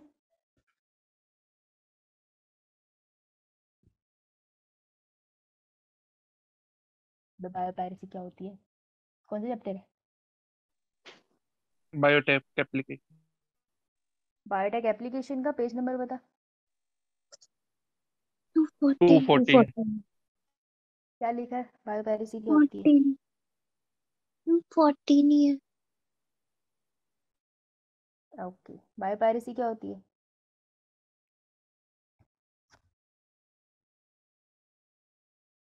पढ़ लो, पढ़ के बता दो, मैंने कहा बोला, अभी बताओ, पढ़ के बताओ। Biopiracy is the term used to refer the use of bioresources by multinational companies and other organizations without proper authorization from the state and people concerned without compensatory payment. Yes, basmati बना है हिंदुस्तान ने, US वाले use कर रहे हैं, बोल रहे हैं हमारा है। पेटेंट तो है नहीं उनके पास, पेटेंट तो हमारा था, तो इंडिया ने छीन लिया, हमारा पेटेंट है, तुम कैसे यूज कर रहे हो? और अगर तुम बासमती राइस वहाँ पे मॉडिफाई कर रहे हो तो हमें प्रॉफिट भी दो। दैट इज बायोपैरेसिस, कि हमारी मदद, हमारी परमिशन की वजह से बिना हमारे प्रोडक्ट को वहाँ पे यूज कर रहे हैं। ठीक है, अपना प्रोडक्ट बना के। ऐसे नहीं होता, पापा का राज नहीं होता। ठीक है, दैट इज बायोपैरेसिस, कि हमारे रिसर्च को उन्होंने चोरी कर लिया। बायोपायरेसिस की डेफिनेशन और थोड़ा सा एग्जांपल देके एक्सप्लेन कर सकते हो। देखो वहाँ पे लिखा हुआ है ना, तो थोड़ा सा इसको एग्जांपल देके एक्सप्लेन कर लिया, 1 नंबर पूरा मिल जाएगा। लेकिन डिफाइन है तो डेफिनेशन के अलावा 1-2 लाइन तुमको लिखनी पड़ेगी। ट्राई की एग्जांपल लिख लो। Okay, okay ma'am. आइए नेक्स्ट, डिफाइन इकोलॉजिकल पिरामिड। या पिरामिड्स तो करे थे हमने। Define ecological pyramids. Ecological pyramids are also known as Eltonian pyramids. ठीक है, कौन है ये? Yes Pratibha, that's correct. तो अब यहाँ पे मैं क्या लिखूंगी? डेफिनेशन, बस डेफिनेशन लिखनी है मुझे। एग्जाम्पल भी लिखने। With little explanation. देखो जो मैंने एक्सप्लेनेशन बोला ना, अगर तेरे पास एग्जाम्पल है तो बढ़िया है, ठीक है, नहीं है तो थोड़ा सा उसको एक्सप्लेन करती हूँ, डेफिनेशन को थोड़ा सा एक्सटेंड करती हूँ, थोड़ी इंग्लिश और मार दी हूँ वहाँ पे, सिंपल सी बात है, उसको थोड़ा लंबा करती हूँ आंसर को। तो इकोलॉजिकल पिरामिड क्या होते हैं? देखिए इकोलॉजिकल पिरामिड, तुम खोलो पेज नंबर बताओ भाई। 248. कौन सा 8? 248. 248. सुना 48, लगा 48 क्या होता है? 248 बायोलॉजिकल पिरामिड एंटोनिया ने डिस्कवर किए थे, ठीक है, ट्रॉपिकल लेवल को अरेंज करना इन द पिरामिडल फॉर्म ताकि उनकी स्टडी इजी हो जाए। उसके बाद डिस्क्राइब विद एग्जांपल्स, इसने स्पेसिफिकली बोल दिया डिस्क्राइब विद एग्जांपल 2 टाइप के pyramid, pyramid of number, pyramid of biomass. Question है 5 नंबर का, इस आंसर को जितना खोल के लिख सकते हो लिखो, नहीं तो नंबर खा जाएंगे, ठीक है। तो इकोलॉजिकल पिरामिड्स क्या होते हैं? सबसे पहले इस आंसर को कैसे करेंगे? अरे आगे मैंने लिखा या नहीं? My bad. तो डिफाइन इकोलॉजिकल पिरामिड, तो सबसे पहले मैं लिखूंगी होते क्या इकोलॉजिकल पिरामिड, डेफिनेशन, ठीक है। उसके बाद इसे किसने डिस्कवर किया था वो लिखूंगी, एक पैराग्राफ में लिख लूंगी मैं ये वाली बात, ठीक है। उसके बाद इसका यूज क्या है, इसका यूज लिख लिया मैंने कि यार क्यों डिस्कवर किया, तो कुछ तो यूज होगा ना इसका, तो ये मेरा एक पैराग्राफ हुआ। फिर उसके बाद मैंने एक लाइन छोड़ देनी है, ठीक है, कि जब भी मैं ऐसे कर रही हूँ मतलब leave line, leave a line, ठीक है। उसके बाद मैं क्या करूंगी? Second paragraph, describe with example pyramid of number, pyramid of biomass. तो मैं लिखूंगी ecological pyramids, sorry, following are the different types of ecological pyramids, ठीक है। Following are the different type of ecological pyramids, क्योंकि ये तीनों एक्सप्लेन करने को नहीं कह रहा, 2 ही कह रहा है। तो मैं सबसे पहले लिखूंगी बढ़िया सी डेफिनेशन ब्लैक कलर के पेन से, किसके बारे में? Pyramid of number, pyramid of number पूरा लिखना, ऐसे मत लिख कर आना NO 0, ऐसे मत करना। पिरामिड ऑफ नंबर करूंगी मैं से अंडरलाइन, 5 नंबर चाहिए मुझे, खींचने पड़ेंगे। पिरामिड ऑफ नंबर क्या होता है मैं उसके आगे थोड़ा सा एक्सप्लेनेशन लिखूंगी। उसके बाद मैं नीचे बनाऊंगी पिरामिड ऑफ नंबर। मैंने तुम्हें दोनों बढ़ाए हैं, एक मैंने तुमको बताया टेरेस्ट्रियल और एक मैंने तुमको बताया एक्वेटिक, है ना। टेरेस्ट्रियल में फॉरेस्ट भी आता है, 3 बताए यस थे actually। तीनों की डायग्राम बनाओगे, डायग्राम समझ आई? डायग्राम के नीचे एग्जाम्पल तो लिखोगे ही ना, यस मैम। राइट। तो यहाँ पे एग्जाम्पल भी आएगा, या तो डायग्राम सारे मत याद करो, सबके साथ एक एक याद करो, नहीं जो नीचे एक और पैरा बना इसके नीचे लिख लो एग्जाम्पल। तो देखो किस चीज को अंडरलाइन करना है, एक तो तुम्हें इकोलॉजिकल पिरामिड की डेफिनेशन है उसको अंडरलाइन कर लेना, बाकी चीजों को चाहे ना अंडरलाइन करो। नीचे पिरामिड ऑफ नंबर की जो हेडिंग बनाई है उसको अंडरलाइन करना है, और जहाँ एग्जाम्पल लिखा है उसको अंडरलाइन करना है, क्योंकि ये क्वेश्चन में स्पेसिफिकली पूछा गया था। अब मैं नेक्स्ट पैराग्राफ पे जाऊंगी, वहां पे लिखूंगी सेकंड पिरामिड ऑफ बायोमास। समझ आई बात? Yes ma'am. मैम। तो ऐसे करके मोस्ट प्रोबेबली मुझे ये 4.5 नंबर या 4 नंबर तो देंगे, ठीक है। पूरे नंबर मिलने मुश्किल होते हैं 5 में। तो अगर मेरे पास 5 नंबर का क्वेश्चन है 31, इसमें मेरे को ऑप्शन दिया है और ये नीचे वाला, तो मैं कौन सा करूँ, ऊपर वाला या नीचे वाला? नीचे वाला। नीचे वाला, क्योंकि मुझे इससे 1 नंबर, इससे 2 नंबर और इससे 2 नंबर मिलने के ज़्यादा चांसेस है एज कम्पेयर टू इस पूरे क्वेश्चन से 5 नंबर। तो पता नहीं ना सामने वाले टीचर क्या एक्सपेक्टेशंस है ना, कि वो 5 नंबर कब दे, वो सोचे तुमने एक वर्ड नहीं लिखा मैं काट लूँ आधा नंबर, पता नहीं होता। नीचे वाला कर लो, सोच कितना 3 बारी में कभी तो नंबर आएंगे। तो डू देन बिलो 1, ठीक है। नाउ डिस्टिंग्विश बिटवीन हेडाक succession and xerarch succession. Succession करी थी, तो सक्सेशन की मैं सिंपल सी डेफिनेशन लिखूंगी क्योंकि सिर्फ 1 नंबर का, ज़्यादा नहीं करूंगी। तो मैं सिंपल सी डेफिनेशन लिखूंगी, सक्सेशन इज अ प्रोसेस जो आपको दिखाई देता है क्लाइमेक्स कम्युनिटी लाने के लिए। उसके बाद मैं डायरेक्टली लिखूंगी एक तरफ हाइड्राक और एक लिखूंगी जीराक। और सक्सेशन का टॉपिक है पेज नंबर 251। 251 पे स्टार लगाओ। सक्सेशन पे एक लॉन्ग क्वेश्चन बनता है, जैसे ये ऊपर है ना, डिफाइन इकोलॉजिकल पिरामिड, क्वेश्चन आ सकता है define succession, describe with example different type of succession, ऐसा क्वेश्चन बन सकता है। ठीक है, तो सक्सेशन हाइड्राक और जीराक के बीच में एटलीस्ट 1 या 2 लाइन लिख लो, बहुत है 1 या 2 लाइन, 2 लाइन में ज्यादा बोल दिया पर लिख लो, क्योंकि 5 नंबर है ओवरऑल, तो हमें नंबर खींचने हैं। उसके बाद आ रहा है draw carbon cycle in nature. बेटा ड्रॉ बोला है तो टीचर को पकाना मत, लंबे लंबे पैराग्राफ लिख के, विजय लंबे लंबे पैराग्राफ लिख के पकाना मत। खुशी स्पेसिफिकली लिखा है ड्रॉ। ठीक है, सो बी वाला मैं कैसे ये आंसर लिखूंगी, मैं कैसे, अरे पहले तो भाई तुम ये देख लो, कार्टूनो आंसर नंबर 31। ठीक है, अगर ऊपर वाला कर रहे हो तो नॉर्मली ऐसे करोगे, अगर नीचे वाला करोगे तो आंसर नंबर 31 ए क्लियरली लिखोगे, फिर आंसर करोगे, फिर बी करोगे। बी के अंदर तुम्हें कार्बन साइकिल बनानी है, तो नेक्स्ट पेज पे जाओ, ट्राई करना जो साइकिल वाला पार्ट है ना वो एक पेज पे पूरा है। तो अगर मेरे पास एक खाली पेज बचेगा तो मैं यहाँ लिखूंगी कार्बन साइकिल। ठीक है, तो कार्बन तो मैम साइकिल ड्रॉ कैसी होती करके है? बनानी पड़ेगी ना पूरी साइकिल? यस, कार्बन साइकिल कैसी होती है? गैसियस या sedimentary? It is a gaseous cycle. It is a gaseous cycle. कुछ तो तुमको थोड़ा सा एक लाइन लिखनी पड़ेगी, बोर्ड्स वाले थोड़ी लाइनिंग मानते हैं, बस इतनी से ज्यादा मत लिखना, पक जाएगी टीचर। उसके नीचे कार्बन साइकिल बनानी है, एनसीईआरटी में डायग्राम है, पेज नंबर 253. No ma'am. 53। और उसके साथ ही एक फॉस्फोरस साइकिल है, page number yes ma'am. Page number 255. 253। बेटा स्टार बना लो दोनों पे। कार्बन साइकिल अगर इसने पूछ ली है तो ये फॉस्फोरस साइकिल तुमसे बोर्ड्स में पूछ सकते हैं। वो बनाना है ना, डब्बे बने हुए हैं, देख रहे हैं सेडिमेंट्री साइकिल के, यस मैम। Yes, आ ma'am. सकता है, प्रैक्टिस करके जाना, प्रैक्टिस करके जाना। ठीक है, तो ये बस तुमको ड्रॉ करना है और ट्राई करना, जब भी ड्रॉ वाला डायग्राम आता है ना, दो तरीके से कर सकता है अंशुल से। या तो ऐसी शीट खुलती है ना तुम्हारी बड़ी सी, ऐसी यस होती है, मैम। या तो Yes, इसको ma'am. ऐसे कर लो।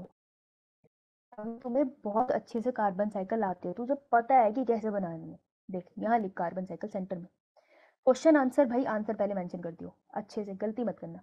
आंसर नंबर 31 का बी। मैं कैसे करती, मैं ऐसे करती थी पोस्ट ग्रेजुएशन में, आंसर नंबर 31 का बी क्लियरली। अब मैं यहाँ लिखूंगी सेंटर में कार्बन साइकिल, दो तरीके से करने में carbon cycle.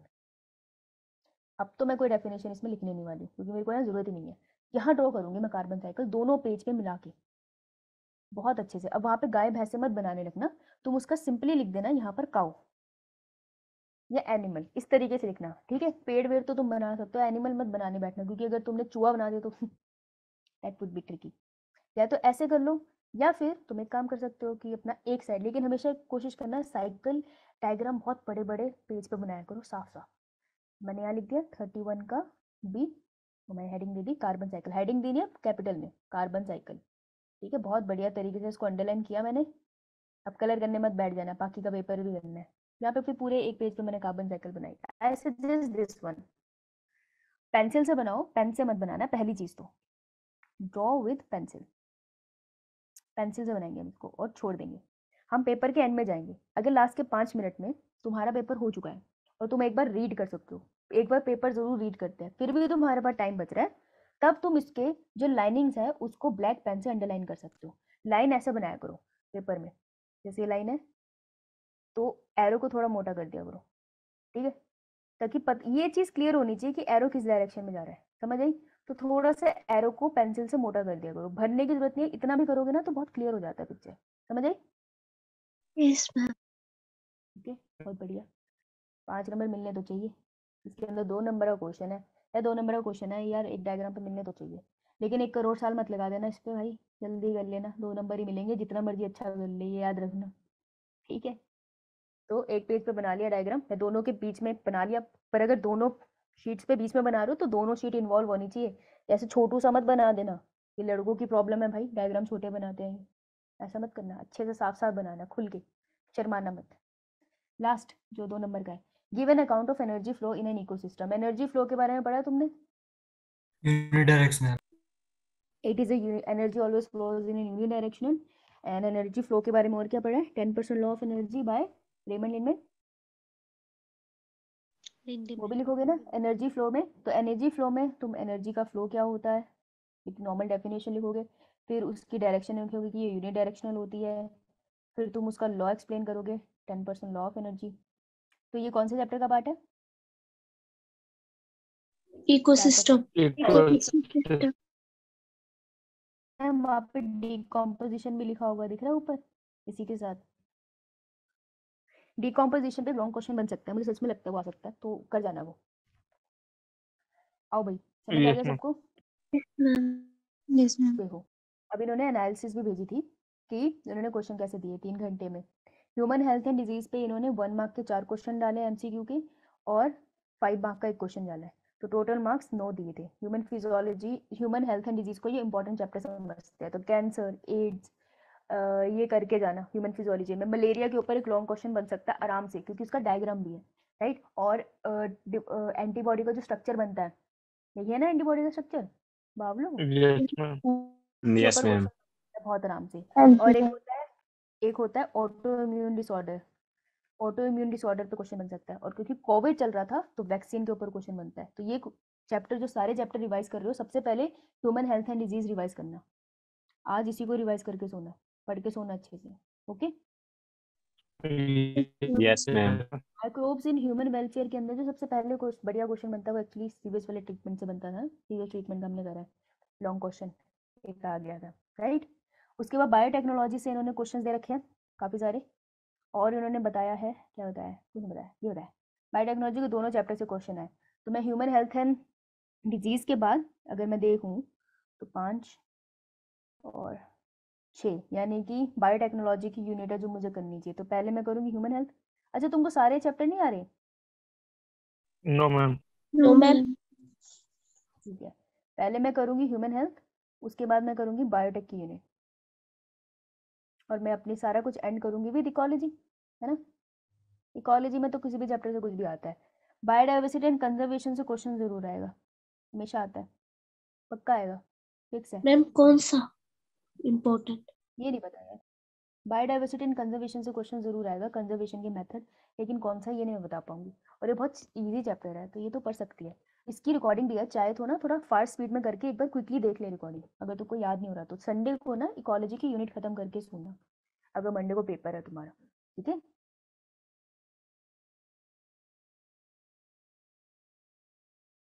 Yo ma'am. Organism and population में ना इंटरेक्शन का पार्ट है.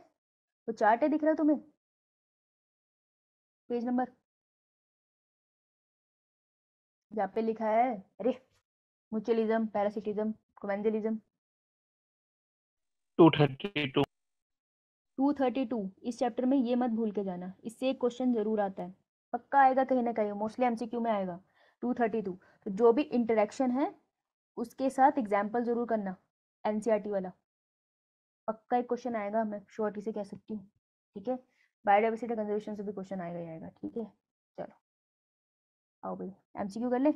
आज तुम्हारी एक्स्ट्रा क्लास है 10 बजे, तो 10 से 11 जो एमसीक्यू और एजर्शन रीजन बचे हैं ना वो कवर कर लेंगे, ठीक है. आ जाओगे ना? यो मैम। अब तो आओ, यो है ना, ऐसे में बुलाऊंगी तो मौत आ जाएगी. अब आ जाओगे सारे? कोई ना बेटा, मैम ऐसे आओ भी भाई. आ जाएंगे। ओह अच्छा. Rheumatoid arthritis auto immune disorder है कौन सा? Rheumatoid arthritis is caused when lymphocyte become more active. ऐसा कुछ नहीं है. Body attacks self cells. Yes, it is an auto immune disorder. ये भी सही है. तो ये आंसर में तुम अपनी टीचर से पूछ लो यार कौन सा आंसर होगा. ये तो सही है. More antibiotic are produce in the body, ऐसा कुछ नहीं है, मोर एंटीबायोटिक नहीं बनती. The ability to differentiate pathogen और foreign molecules from self cell is lost. मेरे सेल भूल चुके हैं कि पैथोजन मॉलिक्यूल्स में और मेरे खुद के सेल में क्या फर्क है, इसलिए मेरे इम्यून सेल मेरे ही सेल को मारने लग जाते हैं. That is an auto immune disorder. ये स्टेटमेंट भी सही है. Answer is B and D, दोनों करेक्ट है. पहली चीज तो मैंने जिसका जो चेक किया, जनरली सब डी कर रहे हैं लेकिन बी भी करेक्ट है, राइट. तो एक बार अपनी क्लास टीचर से पूछ लेना. ये प्री बोर्ड के पेपर मैम ही चेक करती है तुम्हारे, सर या मैम? या बाहर जाते यो हैं? यो यो मैम।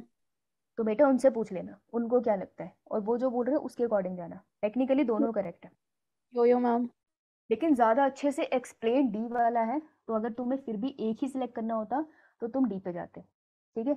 लेकिन वैसे बी भी करेक्ट है, गलत नहीं है। Okay, next. Opium is obtained from which part of the white Poppy plant? ये है ड्रग वाला पार्ट। कौन से चैप्टर का पार्ट है? Drug. Human health and disease. Human health and disease. Human health and disease में करे थे ना हमने, ओपियम, एल्कलॉइड एंड कैनाबिनॉइड। तो तुमको कहाँ से मिलता है? एक ऐसे कैप्सूल होता था जिसमें से चीरा सा ऑप्शन लगाते बी। थे, तो वाइट कलर, हाँ वाइट कलर का दूध निकलता था। Yes milk, ma'am. जिसे हम आगे मॉर्फिन वगैरह भी बनाते थे ना। तो आंसर इज डी, ठीक है। Option is D. मैं यहाँ पे भी टिक कर रही हूँ, मैंने पीछे आंसर दिए, तुम भी प्रैक्टिस कर सकते हो। So option would be D, ठीक है। देख लेना एक बार। मैंने उस टाइम भी बोला था कि इसके पार्ट्स इंपॉर्टेंट होते हैं, तो ड्रग वाला थोड़ा सा छोटा सा ही पार्ट है, और हमने बहुत जल्दी कर लिया था।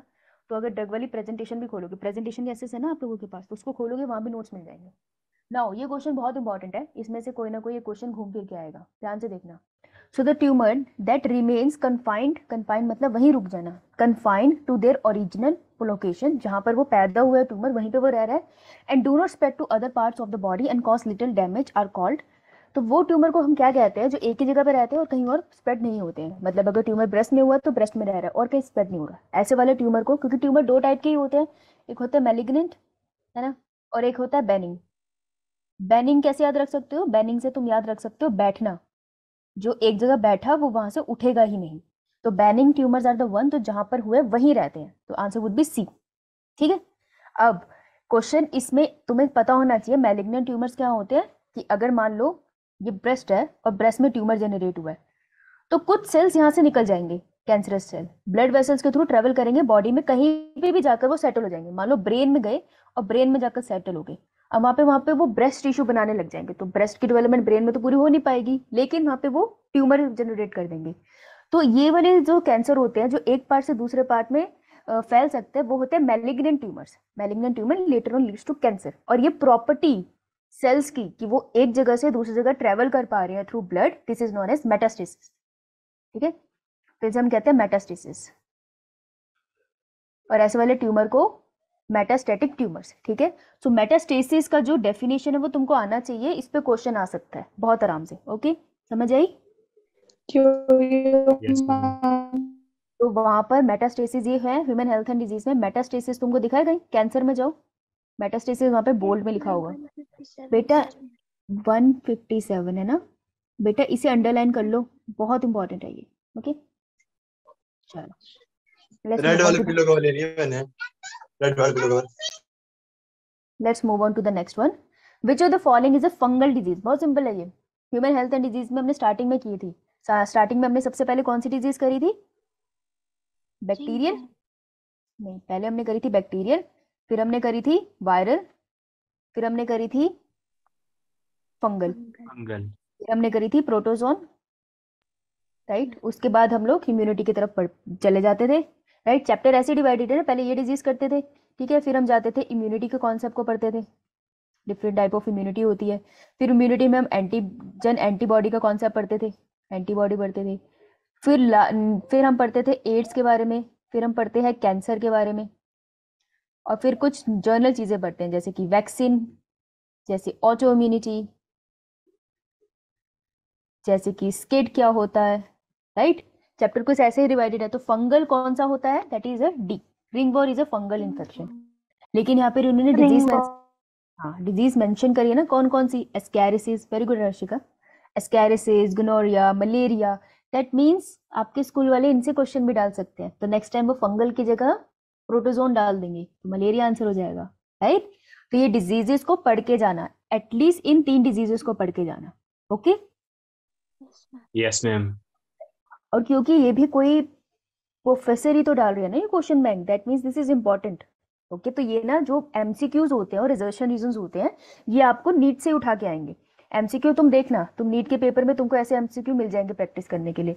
तो ह्यूमन हेल्थ एंड डिजीज अभी तो प्री बोर्ड है, तो तुम जितना कर सकते हो करो। ह्यूमन हेल्थ एंड डिजीज और इकोलॉजी और बायोटेक्नोलॉजी के जो एमसीक्यूज है, जो तुम्हारे पास बुक है ना नीट की प्रीवियस ईयर की, वो लगा के जाओ, उसी से आएंगे, देख लेना, उसमें से क्वेश्चन निकल जाते हैं बने हुए। और एजर्शन रीजन के लिए भी मैंने एम्स की बुक दे रखी है तुम्हें, राइट? तो वो लगा के चले जाना, प्रैक्टिस अच्छी हो जाएगी। चलो मूविंग ऑन।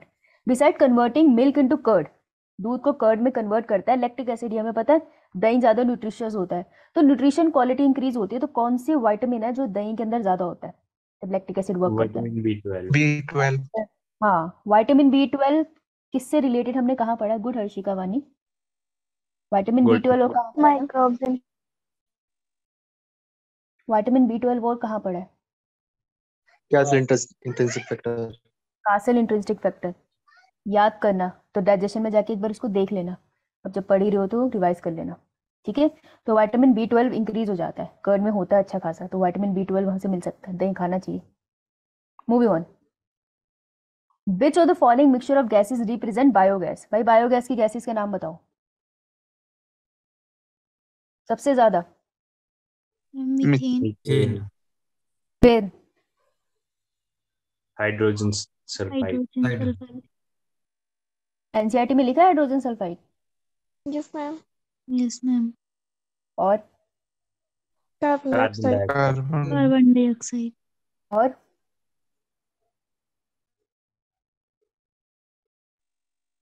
एनसीईआरटी में इतनी मेंशन है, मेरे पास अभी है नहीं ना, मुझे ऐसे बायोगैस का वो पेज याद नहीं आ रहा है।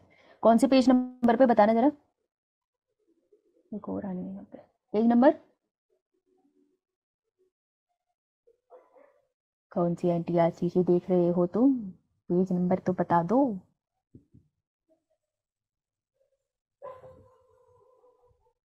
कौन से चैप्टर में पढ़ा है भाई ये? क्या है? Microbes वाले चैप्टर। बता दे फिर, पेज नंबर क्यों नहीं बता रहा बेटा? बायोगैस तो तूने आगे भी पढ़ा है कॉलेज में। मिला? नहीं मिला? अच्छा, इसके बाद ढूंढ के बताती हूँ। तो आंसर होगा, आंसर क्या होगा भाई इसका? यस, क्या बात थी, कंफ्यूजन यहाँ थी सल्फाइड और डाइसल्फाइड में। तो याद रख लेना सल्फाइड है, दो सल्फाइड नहीं लगाने, एक ही सल्फर बोल था। ओके, आंसर वुड बी, ये तो याद ही करना है। जैसे उन्होंने बायोगैस का मिक्सचर पूछ लिया ना, ये तुमसे ग्रीन हाउस गैसेस का भी पूछ सकते हैं, तो याद रखना बायोगैस का मिक्सचर तो तुमने मुझे बढ़िया से बना दिया। चलो अब यहाँ पे ग्रीन हाउस गैसेस भी बना दो बढ़िया से। ग्रीन हाउस गैसेस, एक कंटेनर लेते हैं, यहाँ पर इस स्पीकर में बनाते हैं। बताओ भाई ग्रीन हाउस गैसेस का mixture. Major green house gases Carbon dioxide. और मीथेन, और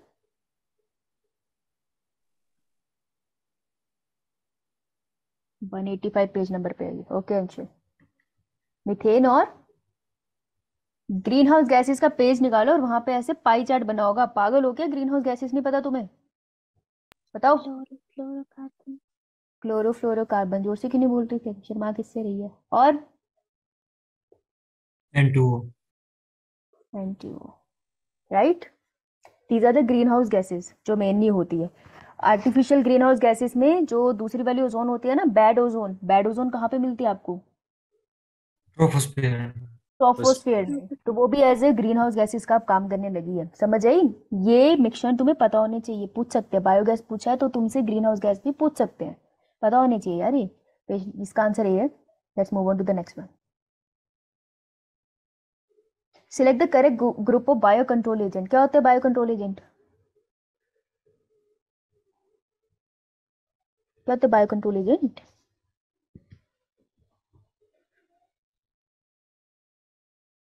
क्या हो गया भाई, पूरी 12th भूल गई क्या? चलो मैं एक बार को मान लूं कि जो ड्रॉपर था वो भूल गया थोड़ी देर के लिए। मेरे को बात बताओ, जिनके प्री बोर्ड्स हैं, मेरे पे तो डिपेंडेंट नहीं बैठे थे ना, तुमको याद नहीं है? बिल्कुल भूल गए। अब तुम स्कूल जाते हो, तुम रोज बोलते हो मुझे मैं स्कूल जाती हूँ इसलिए मैं एक्स्ट्रा नहीं पढ़ पाती, तो तुम स्कूल में एनसीईआरटी भी नहीं पढ़ रहे स्कूल की, है यहाँ पे 11 यह भी नहीं कर रहे, तो फिर कैसे चलेगा? ना बोर्ड्स प्रिपेयर करोगे ना नीट का। तो फिर स्कूल क्यों जाते हो? स्कूल कम जाया करो जब वहां पे भी नहीं पढ़ रहे हो। स्कूल से आके तुम होमवर्क करते हो तो तुम कुछ तो पढ़ते होंगे ना, पर तुम्हारे आंसर्स तो नहीं आ रहे मुझे। मुश्किल से 3 बच्चे हैं जो गिन के मुझे एक्चुअल आंसर दे रहे हैं, right? So you really need to think कि तुम क्या कर रहे हो। स्कूल जा रहे हो तो स्कूल का नहीं पढ़ रहे, क्लास आ रहे हो तो क्लास का नहीं पढ़ रहे। क्लास का रीजन तुम ये दे रहे हो कि मैं स्कूल का प्रिपेयर कर रही होती हूँ, होमवर्क होता है, तो फिर होमवर्क कैसे करते हो, आंखें बंद करके या हेडफोन्स लगा के गाने सुनते सुनते होमवर्क कर रहे हो, उसका तुम्हें नुकसान है। अगर होमवर्क भी एकदम सिंसियरिटी से करोगे तो टॉपिक तो प्रिपेयर हो जाएगा। तो तुम्हारे पेरेंट्स ही कहते हैं ना नीट का क्यों प्रिपेयर करो, तुम बैठ के बोर्ड्स प्रिपेयर करो, क्योंकि उनको दिख रहा है कि तुम बोर्ड्स भी सही से नहीं कर रहे। राइट, तो ये तो नुकसान की बात है। और तुम बोर्ड्स सही से करोगे भी नहीं, ऐसे ही चलता रहा तो, और नीट भी नहीं सही से करोगे, because you are not focused. Think what you are doing. Right, मुश्किल से 2 या 3 बच्चों के आंसर सही आ रहे हैं मुझे, बाकियों के नहीं पता चल रहे। तो थिंक अबाउट इट। अगर स्कूल जा रहे हो तो कम से कम स्कूल में जो पढ़ रहा है उसको ध्यान से पढ़ लो। अगर घर पे स्कूल का होमवर्क कर रहे हो तो उसको ध्यान से कर लो, क्योंकि नीट में भी वही आने वाला है, अलग नहीं आएगा। तो यार नीट का प्रिपेयर करो तो नीट ध्यान से पढ़ लो, तब भी स्कूल का ही आएगा। दोनों बैचेस को 12th ग्रेड पूरा कराया गया है। 11th में मानती हूँ कि नहीं सही से हुआ, जो बच्चे मेरे साथ पहले पढ़ रहे थे, क्योंकि हमने लेट बैचेस स्टार्ट हुए थे यहाँ पे ना उनके, वो मैं मान सकती हूँ कि उनका 11th नहीं हुआ, लेकिन 12th सबने पढ़ा है पूरा पूरा। अगर तुम इस तरीके से भूलोगे तो then there is a lot of problem, really need to think about it. Right, तो think about it. It's not specifically किसी को बोल रही हूँ, but think about it if you are not able to answer. बहुत basic question कि green house gas क्या है, ओजोन बैड और गुड ओजोन में फर्क क्या है, कहाँ पर होती है, देन डेफिनेटली यहाँ पर प्रॉब्लम है। तो अपना फोकस जरा रीफोकस करो कि क्या कर रहे हो। डिमोटिवेट करने के लिए नहीं कह रही, पर there is a reality check कि तुमको खुद भी होना चाहिए। और इसीलिए मैं हमेशा बोलती हूँ फिल सिलेबस टेस्ट दिया करो, क्योंकि वो आपको रियलिटी चेक देते हैं कि आप कहाँ स्टैंड करते हो। इसलिए मैं संडे का टेस्ट देने के लिए बोलती हूँ हर बच्चे को, कि तुम्हें पता चले कि तुम हो कहाँ पे, और यहाँ पे इस अकॉर्डिंग तुम गलत जगह पे हो। राइट, गलत सिचुएशन में हो। इससे अभी उभर जाओ, अभी फेब्रुअरी स्टार्ट हुआ है, फेब्रुअरी और मार्च में भी उभर जाओगे तो मई 7 का पेपर आराम से निकल जाएगा, क्योंकि यही पेपर में आना है, यही तुम कर रहे हो। बस ध्यान से करना है। It's all about the focus. Focus नहीं है तुम्हारा, ये फोकस की ही कमी है, क्योंकि मैं तो ये नहीं मान पाऊंगी कि पढ़ाने की कमी है, क्योंकि अगर मेरा समझ नहीं आ रहा तो तुम्हारे पास और भी रिसोर्सेज है इंटरनेट पे समझने के लिए, तो ये पॉसिबल नहीं हो सकता कि तुम्हें पढ़ाने की कमी होगी। यहाँ पे जो तुम्हें कमी है मेन फोकस की है, क्योंकि रिसोर्सेज भी तुम्हें मिल रहे हैं। तो definitely there is a focus problem, वो तुम ही ठीक कर सकते हो, या पीछे बैठे तुम्हारे पेरेंट्स कर सकते हो, ये तुम जानते हो कि एग्जैक्टली दिक्कत क्या है ना। यह तो बताओ। So correct group of bio control agents. Bio control agents वो होते हैं कि आप लिविंग ऑर्गेनिज्म यूज करो किसी भी पेस्ट को कंट्रोल करने के लिए। ठीक है, पेस्ट वो होता है, देखो कोई भी माइक्रोब कह सकते हो या कोई भी एनिमल कह सकते हो जो आपकी फसलों को खा रहा है। ठीक है, उसको हम जनरली पेस्ट कहते हैं, नुकसान कर रहा है, तो उसको कंट्रोल करने के लिए हम लिविंग ऑर्गेनिज्म यूज करते हैं, उसको कंट्रोल करने के लिए। तो एक तो हमने कॉन्सेप्ट पढ़ा हुआ है किसका, बीटी कॉटन का। हम क्या करते हैं, बैसिलस थ्यूरिनजेनेसिस को लेते हैं। बैसिलस थ्यूरिनजेनेसिस है क्या, बैसिलस इज व्हाट,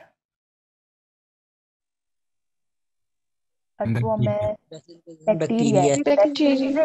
कैसे पता चलता है, बैसिलस शेप ही बैक्टीरिया की होती है। हाँ, तो बैक्टीरिया को हम लेते हैं, उसके अंदर से वो प्रोटीन, क्रायो प्रोटीन निकाल लेते हैं, बढ़िया से उसको प्लांट के अंदर डालते हैं। प्लांट पेस्ट के अगेंस्ट बनता है, मतलब उस प्लांट को खाने के बाद जो भी पेस्ट आके उसको खाएगा मर जाएगा। तो Bacillus thuringiensis and living organism use to control pest, कि पेस्ट इस प्लांट पे ना लगे। तो एक तो बैसिलस थ्यूरिनजेनेसिस है बायो कंट्रोल एजेंट। तो इनके नाम आपको, एक तो इसकी डेफिनेशन पता होनी चाहिए, ये आपको आ सकता है 1 मार्क में बहुत आराम से, और दूसरे इसके एग्जांपल पता होने चाहिए। Bacillus thuringiensis is a bio control agent, baculovirus is a bio control agent, Trichoderma is a bio control agent. जब पढ़ोगे तुम बायोटेक तो तुमको ये याद आएगा, हमने ये तीनों पढ़ रखे हैं। इसके अलावा लिख लेना nucleopolyhedrovirus are also bio control agent. इसको तुम नहीं पढ़ते हो, हम इसका जिक्र हमने नहीं करा, लेकिन ये एग्जाम्पल में ऐड कर लेना, it is also bio control agent, चाहे तुमने इसका कोई रोल डिटेल में नहीं पढ़ा है। So answer would be C. ठीक है, जब तुम बायोटेक का चैप्टर पढ़ोगे तो तुम्हें बहुत आराम से ये तीनों मिल जाएंगे। ओके, यो मैम। Yes ma'am. आओ। अरे कान में उसके बोलेगा क्या तू है बावले। चला, मैच द कॉलम। यार इन्होंने क्वेश्चन अच्छे से नहीं दिया। एक इस 1, ये है 1 2 3 4, अच्छे से नहीं दिया उन्होंने। बताओ भाई, मैच द कॉलम है, जरा करना सॉल्व, टेक योर टाइम। इसमें मैं 1 मिनट देना चाहूंगी।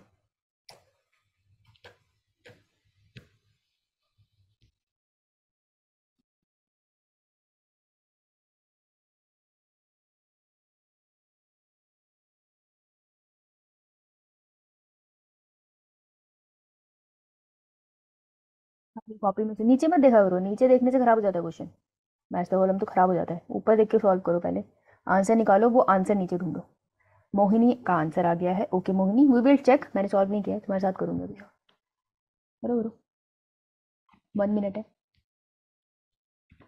30 सेकेंड्स लेफ्ट, ट्राई करो कितना भी होता है।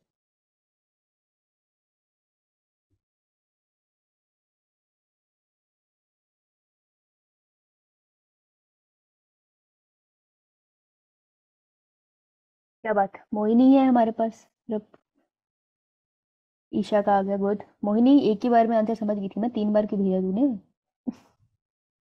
क्या बात होगी बेटा, good Anshul. Okay okay okay, सब एक ही आंसर पे आ रहे हैं, लगता है सही आंसर है, लेट्स मी चेक। ओके भाई, सबसे बढ़िया आंसर दिया मेरे को, इलेक्ट्रोपोरेशन। जैसे ही दिखता है मैं तो उस तरह भागती हूँ। इलेक्ट्रोपोरेशन सी, क्या होता है इलेक्ट्रोपोरेशन, हमने पढ़ा था।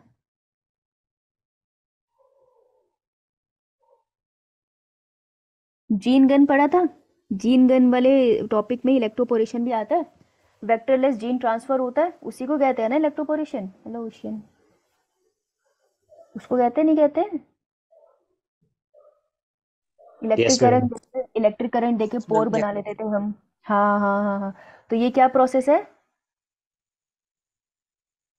Is it a vectorless gene transfer? तो सी के साथ होगा 2, मेरे को तो यही लग रहा है, देखते हैं 2 के साथ सी कहाँ है। अबे 2 के साथ सी कहाँ है? मैम 2 के साथ, हाँ 2 के साथ थर्ड नंबर वाला, थर्ड नंबर वाला होगा। सेकंड ढूंढ रहे, थर्ड में होगा इलेक्ट्रोपोरेशन, थर्ड में नहीं। यस मैम, इलेक्ट्रोपोरेशन है ना, यस मैम, ये सी है ना? नंबरिंग गलत दी है ना, नंबरिंग गलत दी है ना? थर्ड नंबर इन्होंने नंबरिंग Yes, ma'am.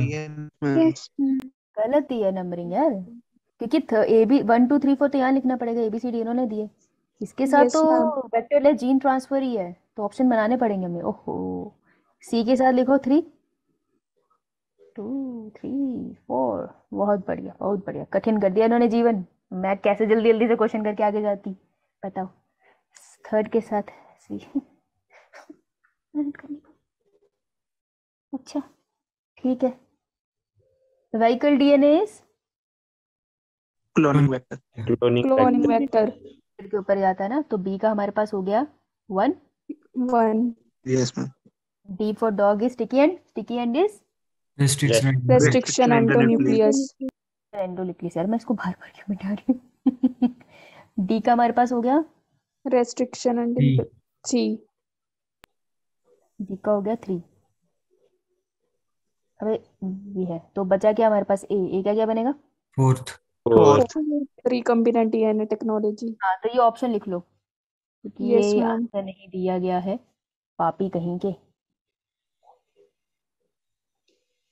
ठीक है, डन।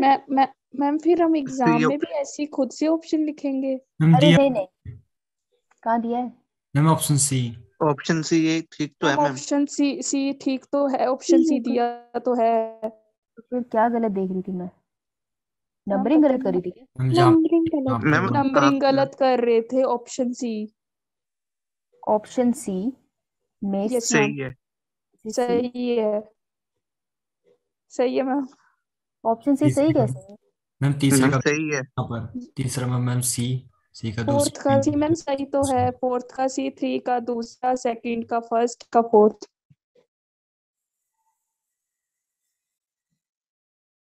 मेरे को मैम आप एक्चुअल कंफ्यूज इनका तो प्रिंटिंग एरर है ना। मेरे को एक्चुअल में तुम्हारी लेबलिंग समझ नहीं आई है। मेरे हिसाब से ये करेक्ट ऑप्शन है, अगर तुमको ये करेक्ट ऑप्शन इसमें दिख रहा है तो देख लो यार, क्योंकि मेरे हिसाब से तो 1 2 3 4 कॉलम 2 पे लगा है और ABCD कॉलम 1 पे लगा है, तो कॉलम 1 के मैम मैम ये देखो, मैम देखो तो सही, जो सी ऑप्शन है उसका फर्स्ट का फोर्थ है। सी फर्स्ट का ऑप्शन, डी, सी ऑप्शन देखो ना नीचे, जो फर्स्ट का डी दिया नीचे देखो, हाँ फर्स्ट का फोर्थ दिया है, फर्स्ट का फोर्थ डी है। फोर्थ। तो और D जो लिखा है इन्होंने। आपने अच्छा, उनमें से उन्होंने डी लिखा है। इसमें A को 1 बोला है और इसको D बोला है। यस मैम, ऐसे बोला है, ABCD बोला, तो आप कंफ्यूज हो रहे हो। हाँ तो फिर यार ये ऐसे थोड़ी होगा, यहाँ पर जब ए लिखा है तो मैं तो उसको वन ए ही समझूंगी, इसको वन समझूंगी। ओके नो तो मैम, इसको रिवर्स ऑर्डर में, इसको रिवर्स ऑर्डर में दिया है। तुम्हारे यस पेपर में मैम, ऐसे आता है, रिवर्स आता यस है? मैम, नो मैम नहीं नहीं, ये नहीं हो सकता। दिस इज एन इनकरेक्ट वे, क्योंकि आप ए इसके आगे लिख रहे हो ना, ये ऐसे नहीं हो सकता, ये प्रिंटिंग एरर है। बता दे। ये मैं प्रिंटिंग एरर है। प्रिंटिंग एरर है। हाँ ये प्रिंटिंग एरर है, बाकी ऑप्शन सी होगा वैसे इसका। हाँ लेकिन ये प्रिंटिंग एरर है, तो मैं इसको यहाँ कर देती हूँ 1 2 3 2 4 3 4 लेकिन पेपर में ऐसे नहीं आ सकता, ये तो प्रिंटिंग एरर है, सो बच्चे मैम कंफ्यूज हो। प्रिंटिंग एरर होगा ऐसे। हाँ फिर उस हिसाब से हम सी जा सकते हैं, ठीक है। मैम मैं भी आपकी यस तरह ही मैम, करती हूँ। हाँ क्योंकि यही होगा, जब उसमें सामने लिखा तो कैसे मान लो, ठीक है। डन, चले yes ma'am, yes ma'am yes ma'am. Next. The cut fragment of DNA can be separated by, एक टेक्निक करी है हमने डिटेल में, कौन सी? Gel electrophoresis. Electrophoresis. Page number, page number 198। 198। छोटा सा डायग्राम दिख रहा है वहां पे, yes ma'am. Yes ma'am, positive node and negative node वहां लिखा होगा, मैंने तुम्हें डायग्राम में कराया भी था, इसकी एनसीईआरटी एनालिसिस कराई थी। इसे टिक करो, इसका डायग्राम आना चाहिए। जेल इलेक्ट्रोफोरेसिस पे एक पूरा 5 नंबर का क्वेश्चन आ सकता है या 3 नंबर का आराम से क्वेश्चन आ सकता है, ठीक है। तो ये बहुत इंपॉर्टेंट है। बाकी एंट्रेंस के पॉइंट ऑफ व्यू से क्रोमेटोग्राफी का प्रोसेस, मैक्रोफोटोमेट्री का प्रोसेस और एक्सरे डिफ्रैक्शन के प्रोसेस लिख लो। इसको आगे तुम्हें थोड़ा सा एक्सप्लेन करना पड़ सकता है, तो तुमसे पूछ सकते हैं कि ये किस लिए यूज होता है, क्रोमेटोग्राफी किसके लिए यूज होती है? मोस्टली लिक्विड को सेपरेट करने के लिए होती है। स्पेक्ट्रोफोटोमेट्री किस लिए यूज करते हो? एक्सरे डिफ्रैक्शन किस लिए यूज करते हो? हम डीएनए में पढ़ते हैं कि स्ट्रक्चर सबसे पहले एक्सरे डिफ्रैक्शन में, हमने उसकी फोटो देखी थी, राइट।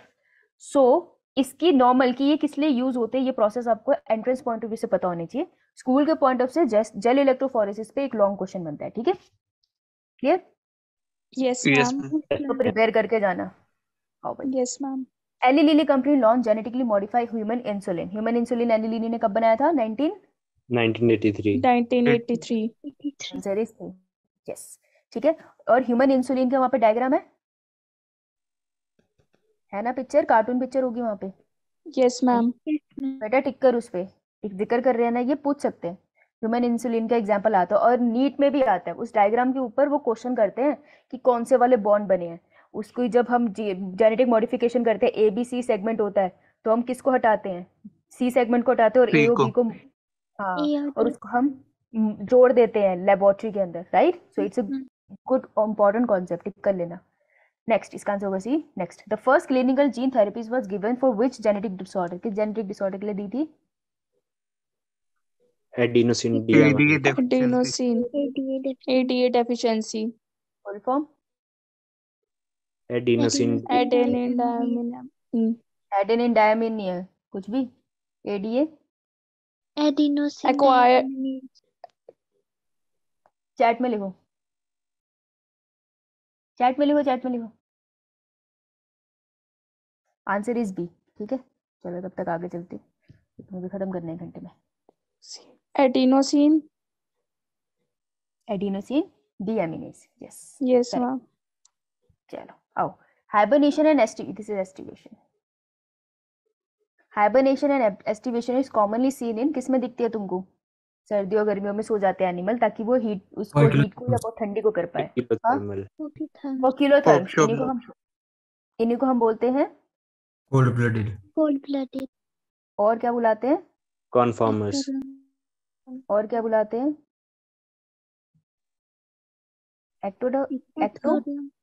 एक्टोथर्म्स। हाँ सॉरी। हाँ कोई बात नहीं, बी इज द आंसर, है ना। अपना बॉडी टेम्परेचर खुद से नहीं कंट्रोल करते। ए एंड बी नहीं होगा, होम्योथर्म्स वो होते हैं जो अपना बॉडी टेम्परेचर कंट्रोल कर सकते हैं, ठीक है। तो वो तो हम होते हैं ना, तो हम थोड़ी होते हैं गर्मी में सोने चले जाते हैं, बहुत ठंड में सोने चले जाते हैं कि मतलब उसको एक्सकेप कर दे, बिल्कुल नहीं उठते, ऐसा नहीं होता ना। So answer would be B, okay. Now yes Cuscuta is an example of, Cuscuta वो कसकटा वो एक प्लांट की जड़ें होती है, पीले पीले रंग की, जनरली वो दूसरे प्लांट के ऊपर ग्रो करती है, राइट, और उससे न्यूट्रिशन भी ले लेती है और सपोर्ट भी लेती है। तो this is relationship is known as parasitism. Cuscuta का जो रिलेशनशिप है प्लांट के साथ वो पैरासिटिज्म है, और ये एक्टोपैरासाइट्स होते हैं, बॉडी के बाहर लगते हैं, तो बड़े प्लांट्स के ऊपर ये बाहर से रखते हैं, ठीक है। So answer would be C. ये जो क्वेश्चन है ना कसकटाई, ये मैंने तुमको नीट का प्रीवियस ईयर कराया था जब सुबह 6 बजे एक बार कराई थी क्लास। Yes ma'am. तब मैंने तुमको एक बार कराया था। ये कुछ एग्जाम्पल्स थे जो हमको नहीं सॉरी, ये संडे टेस्ट का क्वेश्चन था, जब उसमें बताना था तुमको कि इनमें से कौन से पैरासिटिक रिलेशनशिप है, तब मैंने तुमको कसकटा का एग्जाम्पल कराया था, ज़्यादा मुझे याद है। तो अगर किया होगा तो शायद तुम्हें याद होगा। ये रिलेशनशिप पे क्वेश्चन कोई ना कोई आएगा, मैंने बोला ही था। ये एक्टोपैरासाइट्स है। Next, moving on. Lichens represent a mutualistic relationship. Mutualistic का मतलब क्या होता है? मैम जिसमें दोनों को जिसमें benefit दोनों को दोनों फायदा बेनिफिट होगा। हो। दोनों को फायदा है, ठीक है। तो लाइकन किसके बीच में रिलेशनशिप है? Algae and fungus. एल्गी हाँ, एंड तो फंगस का। माइकोराइजा किसके बीच में?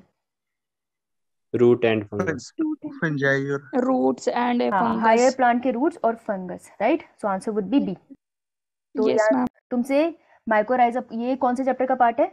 लास्ट पेज है ये, कौन से चैप्टर का? बी। इंटरेक्शन कौन से चैप्टर में पढ़ते हैं? Organism and population. Organism and Organisms population में and जाओ, लास्ट पेज पर जाओ, वहाँ पे population. तुमको मिलेगा लाइकन भी, वहाँ पे तुमको माइकोराइजा भी मिलेगा। उसे अंडरलाइन कर लो। अगर लाइकन पूछा है तो माइकोराइजा पेपर में पूछ सकते हैं, ठीक है। बहुत Yes. बढ़िया। चलो, during biotic succession the first community to inhabit an area is called. जो पहली बार एरिया में आते हैं, Yes, ma'am. pioneer community. Pioneer community. Binary और लास्ट community. कम्युनिटी कौन सी होती है जो स्टेबल होती है? Climax community. Climax community. तुम्हें इन सब वर्ड्स के मीनिंग पता होने चाहिए, बहुत इंपॉर्टेंट है, नीट के पर्सपेक्टिव से भी और स्कूल के भी। तो इनकी डेफिनेशन जरूर देख लेना। अगर तुमने ये लेक्चर लगाया होगा तो वहाँ डेफिनेशंस दी थी। Climax community, transition community, Pioneer community, serial community. फर्क पता होना चाहिए, बहुत जरूरी है। और दूसरा क्वेश्चन जो इससे बन सकता है पेपर के पर्सपेक्टिव, इसका आंसर वैसे सी है। पेपर के पर्सपेक्टिव से दूसरा क्वेश्चन बनता है differentiate between Pioneer and climax community. ये दूसरा क्वेश्चन बन सकता है, बड़ा क्वेश्चन बन सकता है, एटलीस्ट 2 मार्क का या 3 मार्क का। ओके, तो ये प्रिपेयर करके जाना, डिफरेंशिएट करके Yes, जाना, ma'am. बहुत इंपॉर्टेंट है ये। Okay, done. Yes, ma'am. Done, ma'am. Moving on. Which of the following is a characteristic of food web? भैया आंसर बताइए चैट में, चैट में, चैट में बोलना। एक मिनट में इसका चार्जर लगा, चैट में बोलना।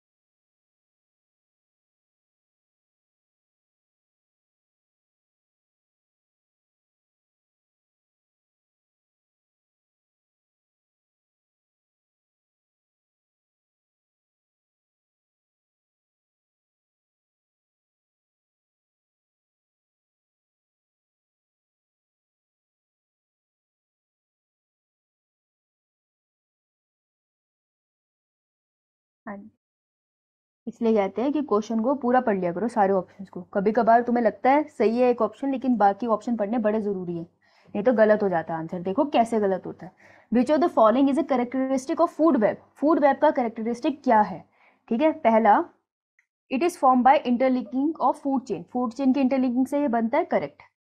It provide alternative pathways of food availability. बेटा फूड चेन है, अगर ये ए ऑर्गेनिज्म बी को खा रहा है तो सी ऑर्गेनिज्म भी तो बी को खा सकता है ना। तो सी ऑर्गेनिज्म हो सकता है डी को भी खा रहा है, तो सी के लिए बी भी खाना है और डी भी खाना है, राइट। ऐसे कह सकते हैं हम। तो ये अल्टरनेट पाथवे देता है ना फूड के, कि बहुत सारे ऑप्शंस फूड के अवेलेबल हो जाते हैं एक ऑर्गेनिज्म के लिए। So this is also correct. It provide less stability to the ecosystem? No, it provide more stability to ecosystem. D is both A and B are correct. A and B are correct ना, so answer would be D. तो जिस बच्चे ने ए लिखा है ना, उसने आगे का ऑप्शन पढ़ा ही नहीं, राइट। और ये होता है ओवर कॉन्फिडेंस, यहाँ बैठते हैं। तो जब भी ऑप्शन आता है ये मत सोचा करो टाइम बचाना है, जो क्वेश्चन कर रहे हो ना उसको सही करना है। यही टाइम इन्वेस्टमेंट है, बचाना नहीं है, इन्वेस्ट करना है। तो ऑप्शन डी होगा। जिसका ए था उसने क्वेश्चन नहीं पढ़ा, पूरा ऑप्शंस नहीं पढ़े, ये नहीं करके आना मेन पेपर में, समझ आई? Answer would be D. Moving on. Corbett National Park is basically, Jim Corbett National Park कहाँ मिलता है भाई? पंजाब में तो नहीं, हरियाणा में भी नहीं, हिमाचल में है? No ma'am, B ma'am option B. Option Uttaranchal. B option Uttaranchal. Uttaranchal को अब हम क्या बुलाते हैं? मैम उत्तराखंड। उत्तराखंड। अब हम उसको यूके बुलाते हैं। उत्तराखंड। 2000 के अराउंड हम उसको उत्तरांचल बुलाते थे, ठीक है? चेंज हो गया अब उसका नाम, ठीक है? तो उत्तरांचल की जगह अगर यहाँ पे गलती से उत्तराखंड आ जाता तो ऐसे कंफ्यूज नहीं होना। Good. Gym Corbett National park पे जनरली ये पूछा जाता है, एंट्रेंस में भी जिम कॉर्बेट पे बहुत क्वेश्चन आते हैं। The number of terrestrial biodiversity hotspot through out the world is, number गलत दिया, 25। How come? 25। कहाँ लिखा है बताओ? पेज नंबर, पेज नंबर बताओ, कौन सा चैप्टर और पेज नंबर बताओ।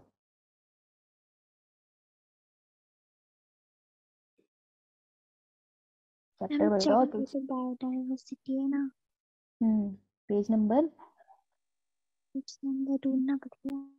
ढूंढ ढूंढ के बता। 25 तो मुझे याद नहीं है। बायोडाइवर्सिटी हॉटस्पॉट का तो नंबर 3 में था। क्या नंबर था? 266। 266 पे यही लाइन लिखी हुई है। Yes ma'am. स्लिप भेजियो, यस मैम, स्लिप भेज, स्लिप भेज, 25 लिखा है। स्लिप तो भेज दे। कोई ना, तुम 25 मैम कह रहे हो। 34 है। मैम 34 है। स्लिप भेजो, स्लिप। कहाँ लिखा है 25? कहीं अगर 25 लिखा है तो वो हो सकता है ना लाइन में कुछ गड़बड़ी है तो नहीं समझ आ रही, तो भेजो ताकि मैं तुम्हें बता पाऊँ। मेरे पास अभी बुक नहीं है ना, पहले तुम्हें लिखा है, बता 9 दूँ, एडिट की गई बाद में फिर से।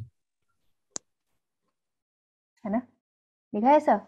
Yes ma'am. स्लिप नहीं भेजेगा? ये तो मुझे इतने सारे भेजता रहता है। अच्छा, व्हाट्सएप पे मैं वहां देख रही थी नो बेटा। मैम, हाँ मैंने भेजा है। अच्छा इस चैट पे भेजा है। अच्छा, रुक जा। मुझे लिखिए नहीं सबको। पता 25 है कि नहीं, पर मुझे ऐसा याद। कोई बात नहीं, मैं तेरे को मना थोड़ी कर रही हूँ, मैं कह रही हूँ मुझे भी दिखा दे, कहीं गलती से पढ़ लिया, तभी तो मैंने चैप्टर पूछा ना। They identify for maximum, screen दिख रही है सबको? दिख रहा है पेज खुला हुआ? Yes ma'am. Yes ma'am. Yes ma'am. Identify the maximum production certain biodiversity hotspot. पहले इसकी डेफिनेशन आती है, ये करके जाना।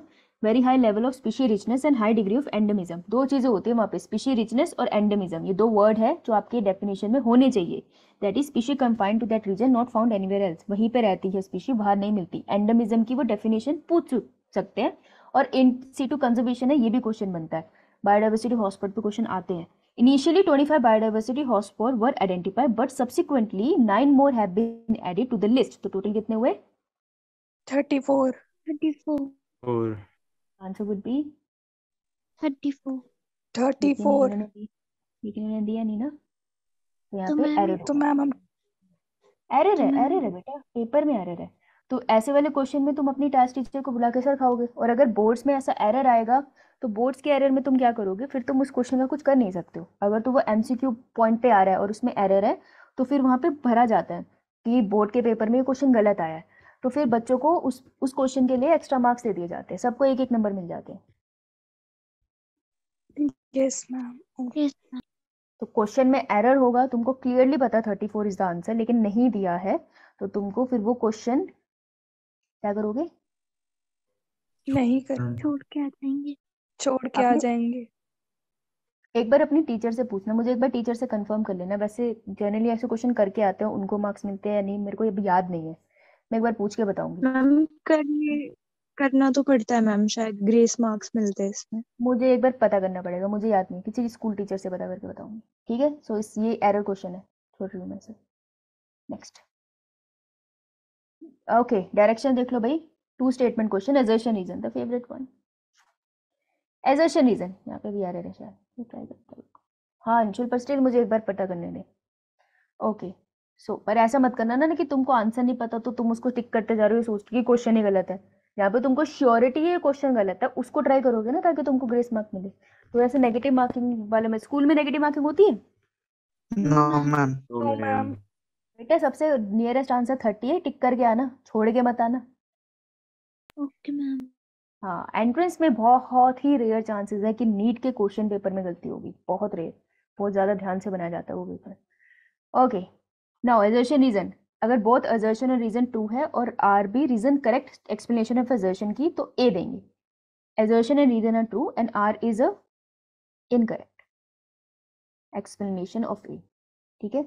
A true, R false, both A and R are false, ठीक है। तो assertion reason हम करते कैसे, इसे करने की अपने पास ट्रिक है, दैट इज कि पहले assertion reason की ट्रिक है और ये सिर्फ प्रैक्टिस से आते हैं, और कोई तरीका नहीं है assertion reason करने का, जितना मर्जी पढ़ लो assertion reason नहीं निकलते until unless आपने बहुत प्रैक्टिस करी है, एंड इट्स अ फैक्ट, कभी बदलने वाला नहीं है फैक्ट, याद रख लेना। चाहे तुम जितने मर्जी जीनियस हो किसी चैप्टर में, जब तक प्रैक्टिस नहीं करोगे ये नहीं आएगा। एप्लीकेबल टू टीचर्स ऑल्सो, हम भी कंफ्यूज हो जाते हैं, तो प्रैक्टिस करते रहना पड़ता है। तो आपको करना क्या होता है, 3 स्टेप में करना होता है, ये 3 स्टेप्स का प्रोसेस है ये, और बहुत आराम से हो जाएगा अगर प्रैक्टिस करोगे, नहीं तो नहीं होगा। पहला, चेक स्टेटमेंट, स्टेटमेंट देखनी है तुमको। फॉर एग्जाम्पल, सबसे पहले देखो ए स्टेटमेंट करेक्ट है, करेक्ट और नॉट। फिर देखो बी स्टेटमेंट करेक्ट है या नहीं, बायोलॉजी के सेंस में स्टेटमेंट करेक्ट है या नहीं, ये चेक करना है तुम्हें, ठीक है। उनका रिलेशनशिप नहीं देखना आपस में, 3 स्टेप के लिए मैंने 2 स्टेप है, उनका रिलेशनशिप नहीं देखना आपस में, तुमको बस ये देखना स्टेटमेंट सही है या नहीं, ठीक है। पहले मैंने ए और बी स्टेटमेंट देख ली, सही है या नहीं, और स्टेटमेंट के आगे लिख दिया।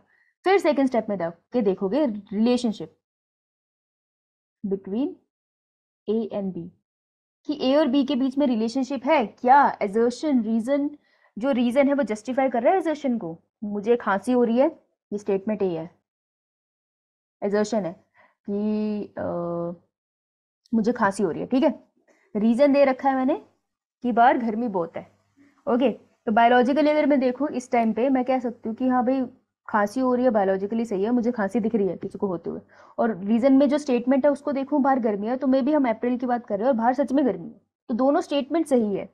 अब सेकंड स्टेप पे जाऊंगी मैं, इनके बीच में रिलेशनशिप क्या है, क्या मुझे खांसी इसलिए हो रही है कि बाहर बहुत गर्मी है, नहीं, मुझे खांसी इसलिए हो रही है क्योंकि मुझे थ्रोट में कोई सोर है, मेरी सोर थ्रोट है, ठीक है। तो मेरा रीजन जस्टिफाइड नहीं है, तो यानी कि ए स्टेटमेंट भी सही है, बी स्टेटमेंट भी सही है, लेकिन assertion रीजन आपस में जस्टिफाइड नहीं है, इनके बीच में रिलेशन नहीं है, तो मैं जाऊंगी बी ऑप्शन के साथ, ये assertion रीजन सेम है लेकिन रीजन जस्टिफाई नहीं करता assertion को, ठीक है। इसको एग्जाम्पल के साथ समझने की कोशिश करते हैं।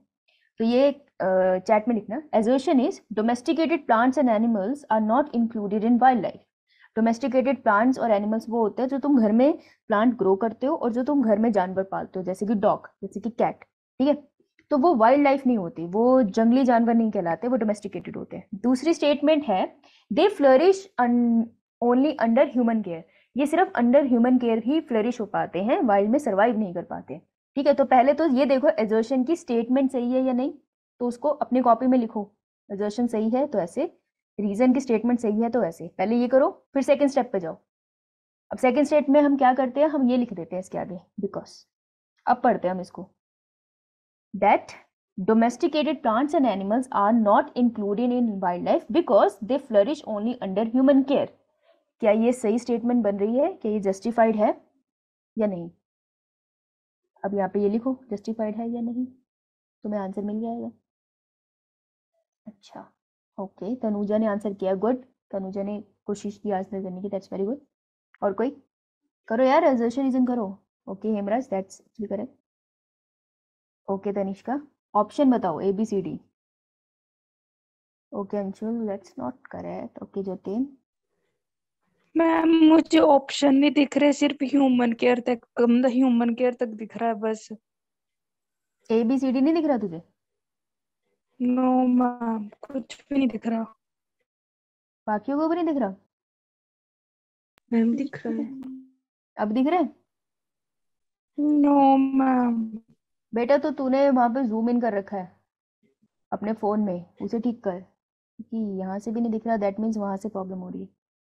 स्मिता, ओके, देखो भाई तुम उसको जूम इन जूम आउट करके देख, शायद जूम इन हो गया, इस वजह से नहीं दिख रहा, क्योंकि मैंने जूम आउट किया तब भी तुझे नहीं दिख रहा, दैट मीन्स वो जूम इन हो गया गलती से।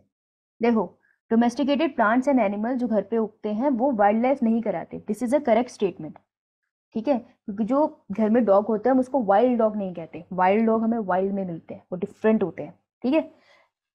सेकेंड स्टेटमेंट है they flourish only under human care, domesticated plants and animal human care के अंदर ही फ्लरिश होते हैं, दैट इज अ फैक्ट। अगर हम उसको वाइल्ड में लेंगे उनका सर्वाइवल बहुत मुश्किल है। तो जो वाइल्ड एनिमल है वाइल्ड में सर्वाइव करते हैं बढ़िया से, लेकिन जो डोमेस्टिकेटेड होते हैं फिर वो वाइल्ड में सर्वाइव नहीं कर पाते हैं। इसलिए कहते हैं कि कोई वाइल्ड से एनिमल उठा के घर पे मत लेकर आओ, ठीक है। जो वाइल्ड एनिमल्स हैं उनको केज में मत रखो, उनके लिए सर्वाइवल मुश्किल है। द मोमेंट वो केज वाले बन गए फिर वो वाइल्ड में नहीं जा सकते हैं, वो सर्वाइव नहीं कर पाते क्योंकि वहां पे रहने का तरीका अलग होता है। तो ये स्टेटमेंट भी सही है। अब डोमेस्टिकेटेड प्लांट्स और animal not included in wild life, हम उसको वाइल्ड लाइफ में इसलिए इंक्लूड नहीं करते क्योंकि वो ह्यूमन केयर में ही ग्रो कर पाते, वो वाइल्ड में ग्रो नहीं कर पाते। It's actually a correct statement and reason, तो रीजन जस्टिफाई कर रहा है एजर्शन को। Answer would be A. थोड़ी देर सर्वाइव, हम अल्टीमेट देखेंगे ना अंशुल, थोड़ी देर तो ऐसे तो कोई भी सर्वाइव कर जाएगा, लेकिन हम थोड़ा अल्टीमेट देखते हैं ना, that cancer can be fatal, right. तो कैंसर फेटल हो सकता है, पॉसिबिलिटी है ना। तो वैसे ही ये मुश्किल है कि उनको यहाँ लाके सर्वाइव करवाया जाए, या फिर आप कोई घर के जानवर को बाहर छोड़ दोगे उसका सर्वाइवल बहुत मुश्किल होता है, उसको आदत होती है, आप उसको खाना डाल रहे हो, बाहर उसको खाना हंट करना है, राइट। शेर को घर ला के पालोगे तो दिक्कत होगी, वो तुम पे अटैक कर सकता है क्योंकि उसकी नेचर है, वो तुम्हें अटैक नहीं करने में इंटरेस्टेड है, पर उसकी नेचर है वो क्या करे, उसको हंट करके खाने की आदत है। सो दैट इज वाई जू में जानवरों का हालत नहीं देखा कैसे हो जाती है, दैट्स अ रीजन ना। So that's the problem, answer would be A, ठीक है। एजर्शन रीजन सिर्फ प्रैक्टिस, एजर्शन रीजन सिर्फ प्रैक्टिस से होता है और कोई तरीका नहीं है। चलो ये ट्राई करो। एजर्शन है many hydrophytes lack root, hydrophytes होता है, हाइड्रो मतलब पानी, फाइट मतलब प्लांट, पानी में रहने वाले प्लांट, प्रॉपरली पानी में रहते हैं, ठीक है। ये और रीजन की स्टेटमेंट है roots are used for balancing. तो पहले चेक स्टेटमेंट वहीं पे लिखो ट्रू है या फॉल्स है, मतलब सही है या गलत है, और फिर सेकंड स्टेप पे जाएंगे। Second step would be because लगा दो स्टेटमेंट के आगे, यहाँ बिकॉज लगा देना, फिर देखो सेंस बन रहा है या नहीं। ट्राई ट्राई ट्राई ट्राई, है टाइम तुम्हारे पास, 1 मिनट दिया, ट्राई करो।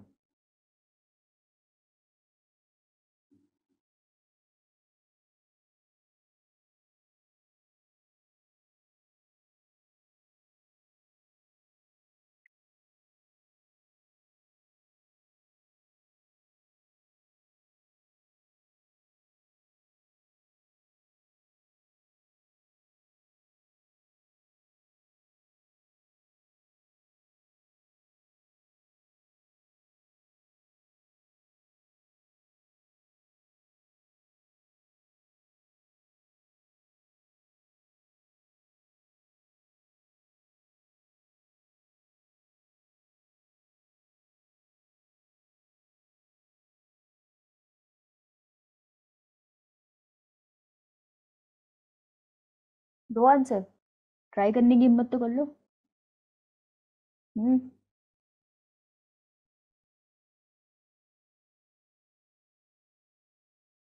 हेलो प्राची, अरे आगे तुम प्राची।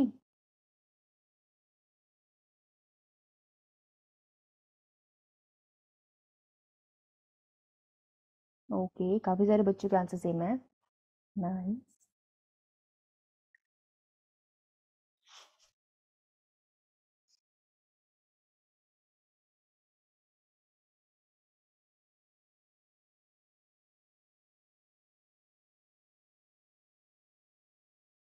चलो भाई आओ, जब तुम ट्राई नहीं कर रहे तो मेरा गाना करा दो। देखो एजर्शन की स्टेटमेंट है मैनी हाइड्रोफाइट लैक्स रूट्स, ध्यान से देखना, इन्होंने बोला मैनी, इन्होंने नहीं बोला ऑल, ठीक है। इन्होंने नहीं बोला बहुत कम, इन्होंने मैनी बोला। फ्यू और मैनी एक्चुअली दोनों टर्म्स लगा सकते, कोई बहुत बड़ा डिफरेंस आता नहीं यहाँ पर, लेकिन ऑल नहीं बोला। अगर तो ये बोल देता ऑल हाइड्रोफाइट्स लैक रूट, ये स्टेटमेंट वही गलत हो जाती, ऐसा नहीं है। लेकिन this is also true that many hydrophytes lack roots, actually उनकी जो रूट्स होती है वो इतनी ज्यादा छोटी हो जाती है कि नेग्लिजिबल हो जाती है, हम उसको रूट कंसीडर ही नहीं करते। तो this is true that many hydrophytes lack roots. अब ये जिसने मोर्फोलॉजी एनाटॉमी के टाइम करा होगा उसको ज्यादा पता होगा, ठीक है। तो क्या होता है, इसको नीचे लिख सकते हो, मैनी हाइड्रोफाइट्स पानी वाले पौधे हैव माइन्यूट और ऑलमोस्ट नेग्लिजिबल रूट्स।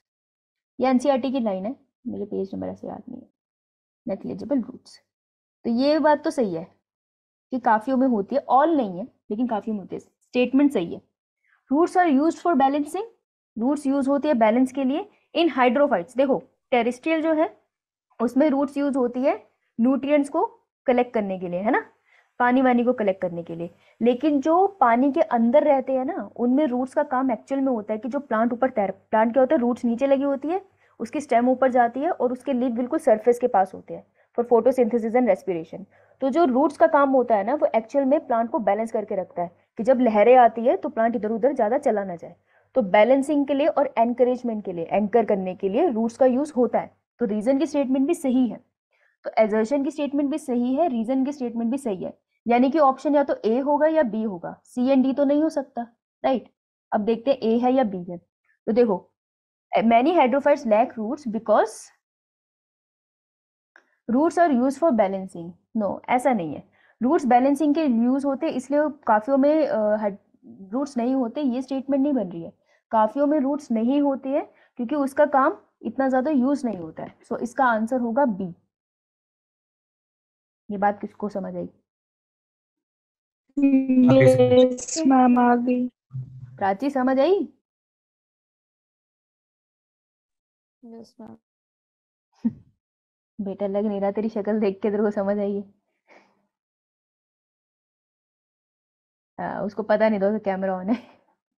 अरे पक्का नहीं समझ आई तो बता दो भाई, क्या हो गया, कोई बात नहीं समझ आई तो। मैम आ गई। मैम अच्छा आ गई समझ। है। देखो many hydrophyte lack roots because उनमें रूट्स नहीं होते क्योंकि रूट्स की जरूरत नहीं होती है, उनके पास ज्यादा स्ट्रक्चर्स होते हैं जिसका रूट्स का काम वो मैनेज कर लेते हैं। Roots are use for balancing, इस वजह से उनमें रूट्स नहीं होते, इसका तो कोई सेंस ही नहीं बनता, राइट। तो इस वजह से बी स्टेटमेंट हमारी करेक्ट होती है, ए नहीं होती। तो एजर्शन सही है, रीजन सही है, लेकिन रीजन जस्टिफाई नहीं करता एजर्शन को। एजर्शन रीजन एक दिन में नहीं आते हैं, ये सिर्फ प्रैक्टिस से आते हैं। एम्स के पीवाई क्यूज लगाने पड़ते हैं आपको, एम्स में भी जाके सिर्फ एजर्शन रीजन लगा लो, जितने लगाओगे उतने सफिशिएंट है। तो तुम्हारे जो चैप्टर आ रहे हैं ना स्कूल में, उसके एजर्शन रीजन लगा के चले जाना। अभी से स्टार्ट करोगे तो बोर्ड तक कर लोगे, at least human health and disease और बायोटेक के या इकोलॉजी के यूनिट के तो लगा के चले जाओ, कुछ ना कुछ तो निकल ही आएंगे, right. This was all. Answer की वैसे पीछे दे रखी है, मॉडिफिकेशन होगी तो देख लेंगे, ठीक है। That was all.